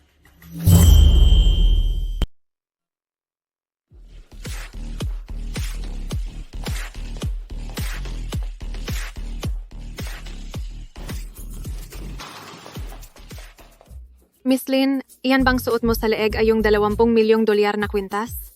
Ang kintab naman yan. Oo nga, yung mga alahas sa counter, kapag ikinumpara dito, ay walang panama. Napakabait talaga sa inyo ni President Gu. Ang galante niya po. Siyempre naman, itong si President Gu, lahat ng gusto ko ay sinusunod niya. Itong kwintas na ito, sinabi ko lang naman sa kanya na nagustuhan ko ito at binili na niya agad para sa akin. Kahit ano pang hilingin ko, wala siyang hindi ibibigay. Wow! Shanzi, bakit ang kwintas na suot mo ay kaparehong-kapareho ng suot ni Miss Lynn? Bakit may ganoon din siyang kwintas? Binili ito sa akin ng lola ko. Malinaw na nakasulat sa mga balita na ang kwintas na iyan ay binili ni President Gu sa napakamahal na halaga. Bakit pagdating sa'yo, naging lola mo na ang bumili? Totoo. Siguradong naiinggit ka lang kay Miss Lynn, kaya sadyang bumili ka ng pekeng galing sa bangketa. Shenzi, wala ka nang ang pera ay nagpapanggap ka pa, hindi ka ba nahihiya? Huwag kang magsinungaling. Ang kwintas na ito ay binili ng lola ko mula sa isang auction, hindi ito peke. Auction do. Shenzi, limitahan mo naman ang pagsisinungaling mo. Alam ng lahat kung gaano kahirap ang pamilya nyo. Paano naman, sa sobrang hirap nyo ay halos wala na kayong makain. Saan naman kayo kukuha ng ganoon kalaking pera para pambili ng ganyang kamahal na gamit? Hay naku, mula nang pumasok si Xiaoyi sa trabaho dito sa bahay ay naging napakatahimik na. Buntis pa naman siya. At hindi ko alam kung sa kumpanya ba ay nakakakain siya ng maayos. Aha, meron na akong naisip. Ate Zhang. Madam, ano po ang maipaglilingkod ko? Magpahanda ka sa kusina ng mga pagkaing masustansya para sa buntis. Isama mo na iyong 9-head abalone at sea cucumber. Ipakulo mo ang lahat ng iyan. Ako mismo, ang personal na magdadala niyan para sa aking apo sa tuhod. Hindi mo ba tinitingnan kung sino ka sa akala mo? Ang kwintas na to ay nag-iisa lang sa buong mundo at nagkakahalaga ng 20 milyong dolyar. Sa tingin ko itong sa iyo ay 80% peke lang na nabili kung saan-saan. Gusto mong sumikat dahil kay Miss Lynn. Ambisyosa ka pero hindi mo naman bagay. Tama. Ang kapal ng mukha mong magsuot ng peke ng ganyan. At totoo nga na mas makapal pa ang mukha mo kaysa sa pader. Akala mo ba lahat ay bulag at hindi mahahalata iyan? Pinapayuhan kita na mas mabuting hubarin mo na ang kwintas na iyan. Huwag kang magsuot ng mumurahin araw-araw para lang manlinlang ng mga tao. Balang araw, mapapahiya lang pati ang Gu Corporation dahil sa iyo. Hindi ito galing sa bangketa. Hindi ko ito huhubarin. Shanzi, itigil mo na ang pagiging matigas ang ulo. Sinabi na ni Miss Lynn, namumurahin lang iyan. Posible bang magkamali siya? Ngayon, ako na mismo ang hahatak sa kwintas na iyan para matanggal. Para hindi ka na makapagsuot ng peke at manlinlang sa buong kumpanya. Bitiwan niyo ako. Huwag ninyong pakialaman ang gamit ko. Bitawan niyo ako, bitaw sabi. Tumigil kayo. Sino po iyon? Gigi, narito na si Lola. Huwag kang matakot. Lola, pinipilit po nilang peke ang kuwintas na ito. Ano pa nga ba ito kung hindi peke? Lagi kang nakasuot ng kung ano-anong basura lang at nagkakalat ng panlilin lang dito sa kumpanya. Hinihiya mo ang pamilya ko. Hay, maaari kang kumain ng kahit ano, pero hindi ka dapat basta-basta nagsasalita. Ako ang bumili ng kuwintas na ito para kay Ziyi. Paano itong magiging peke? Ikaw ang bumili? Huwag ka ngang magpatawa rito. Tingnan mo nga ang sarili mo. Ang dumi at ang hirap mong tingnan, mukha kang tagalinis. Tingin mo ba kaya mo iyong bilhin? Tama, ang kulit mong matanda ka. Baka naman nawawala ka na sa sarili mo. Lumayas ka rito. Lola, ingat po kayo. Kayong mga. Gagawa ka na nga lang ng kwento, hindi mo pa ginalingan. Tingnan ninyong mabuti. Ang bumili ng kuwintas na ito ay ang pinakamayamang tao sa Jiangcheng na si President Gu. Sa itsura ninyong iyan, tingin nyo ba mabibili nyo ang 20 milyong dolyar na kuwintas? Dahil sa akin, ako ang lola ni Gu Huaichen. ang matandang ginang ng Gu Group. Siya? Siya po ang matandang ginang? Siya si Madam Gu? Kung ganoon, ang pagkatao ko, hindi ba't malalaman na ito? Mali, napakapangyarihan ng lola ng pamilya Gu Corporation. Paano siya magdadamit ng ganyan? At personal pang may dalang lagayan ng pagkain. Tumigil ka nga. Kilala ko kung sino si Madam Gu. Araw-araw siyang pinagsisilbihan ng mga katulong at may sumusundot hatid na magagarang sasakyan. Gaya ba siya sa'yo na mukhang pulubi? Tama ka, matandang sinungaling. Kung ikaw si Madam Gu, ako na ang reyna ng bansa. Hahaha. Sobra na ang pang-aapi ninyo. Sadyang gusto lang ng lola ko na maging simple sa kanyang pananamit. Hindi siya mahilig magpakitang gilas. Siya ang tunay na lola ng pamilya. Shenziyi, tigilan mo na ang pagpapanggap. Suot-suot ang murang alahas sa bangketa na kung saan-saan mo pa ipinagyayabang at kumuha ka pa ng matandang malapit na mawala para magpanggap na siya si Madam Gu. Ngayon, talagang bibigyan kita ng leksyon na hindi mo malilimutan. Ibigay mo sa akin ang kawintas na iyan. Totoo ang sinasabi ko. Bakit mo ba ako pinagbibintangan? Bitiwan mo ang apo ko. Huwag mong saktan ang asawa ng apo ko. Umalis ka sa harap ko.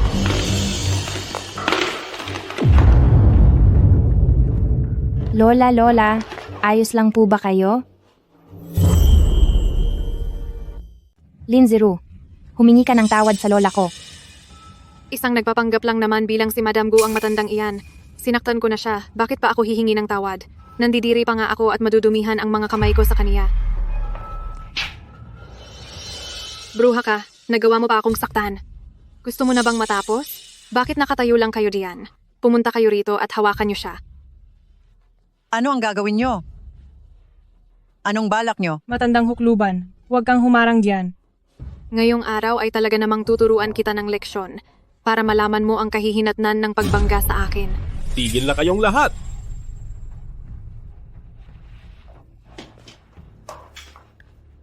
Jie, ayos ka lang ba? Uncle, ayos lang ako. Huay Chen, salamat at dumating ka rin. Ang babaeng ito ay naghahari-harian dito sa kumpanya.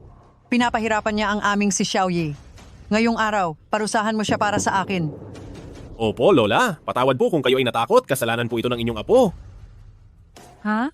Anong nangyayari? Tinawag siyang lola ni President Gu? Huwag mong sabihin. Siya nga ang matandang ginang ng Gu Corporation?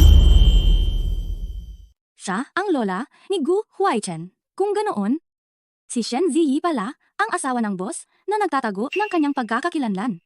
Ano? Ito, hindi ito maaari. Lin Zero, hindi ba't sabi mo, ikaw ang tunay na asawa ng boss? Tumahimik ka. Ang asawa ng pamilya Gu ay iisa lamang at iyon ay ang nasa tabi ko na si Shen Ziyi Lin Zero. Ang lakas ng loob mo, bukod sa pagpapanggap bilang asawa ko, nagawa mo pa silang saktan. President Gu, patawad po. Gusto ko lang naman na manatili sa kumpanya ng maayos. Nagkamali ako. Patawarin niyo po ako. Kahit isang hibla ng buhok niya ay hindi ko magawang galawin. Anong karapatan mong saktan siya? President Gu, ako. Para sa lahat ng iyong ginawa, pagbabayarin kita ng libu-libong ulit.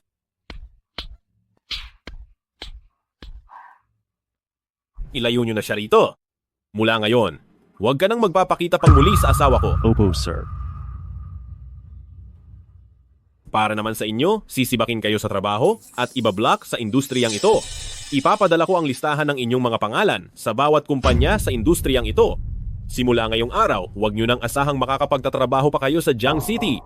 President Gu, nagkamali po kami. Maawa po kayo sa akin. President Gu, alam na po namin ang aming pagkakamali. Lahat ng ito ay dahil kay Lin Zero. Siya po ang nanloko sa amin. Tama po? Nagmamakaawa po kaming bigyan niyo pa kami ng pagkakataon. Patawarin niyo po kami. Ginanggu, alam po namin ang aming mali. Maawa po kayo sa amin.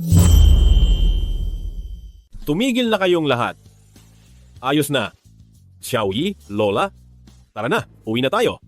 Poprotektahan ko kayo, hindi na muling mangyayari ang ganitong bagay.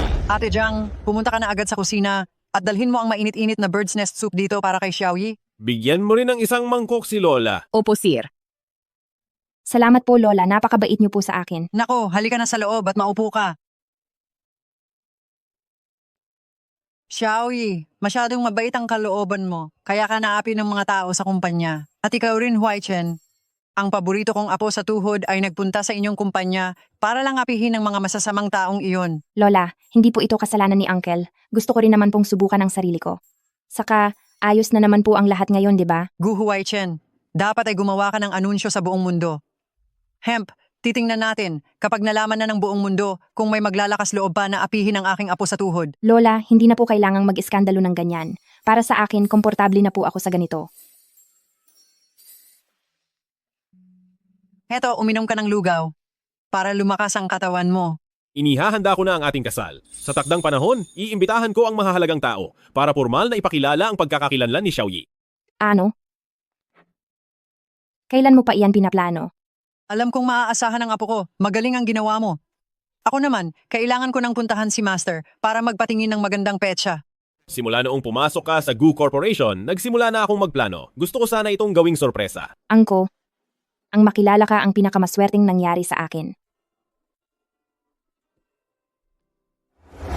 Ngayon, sabayan niyo kami sa isang masigabong palakpakan. Salubungin natin ang ating napakagandang bride.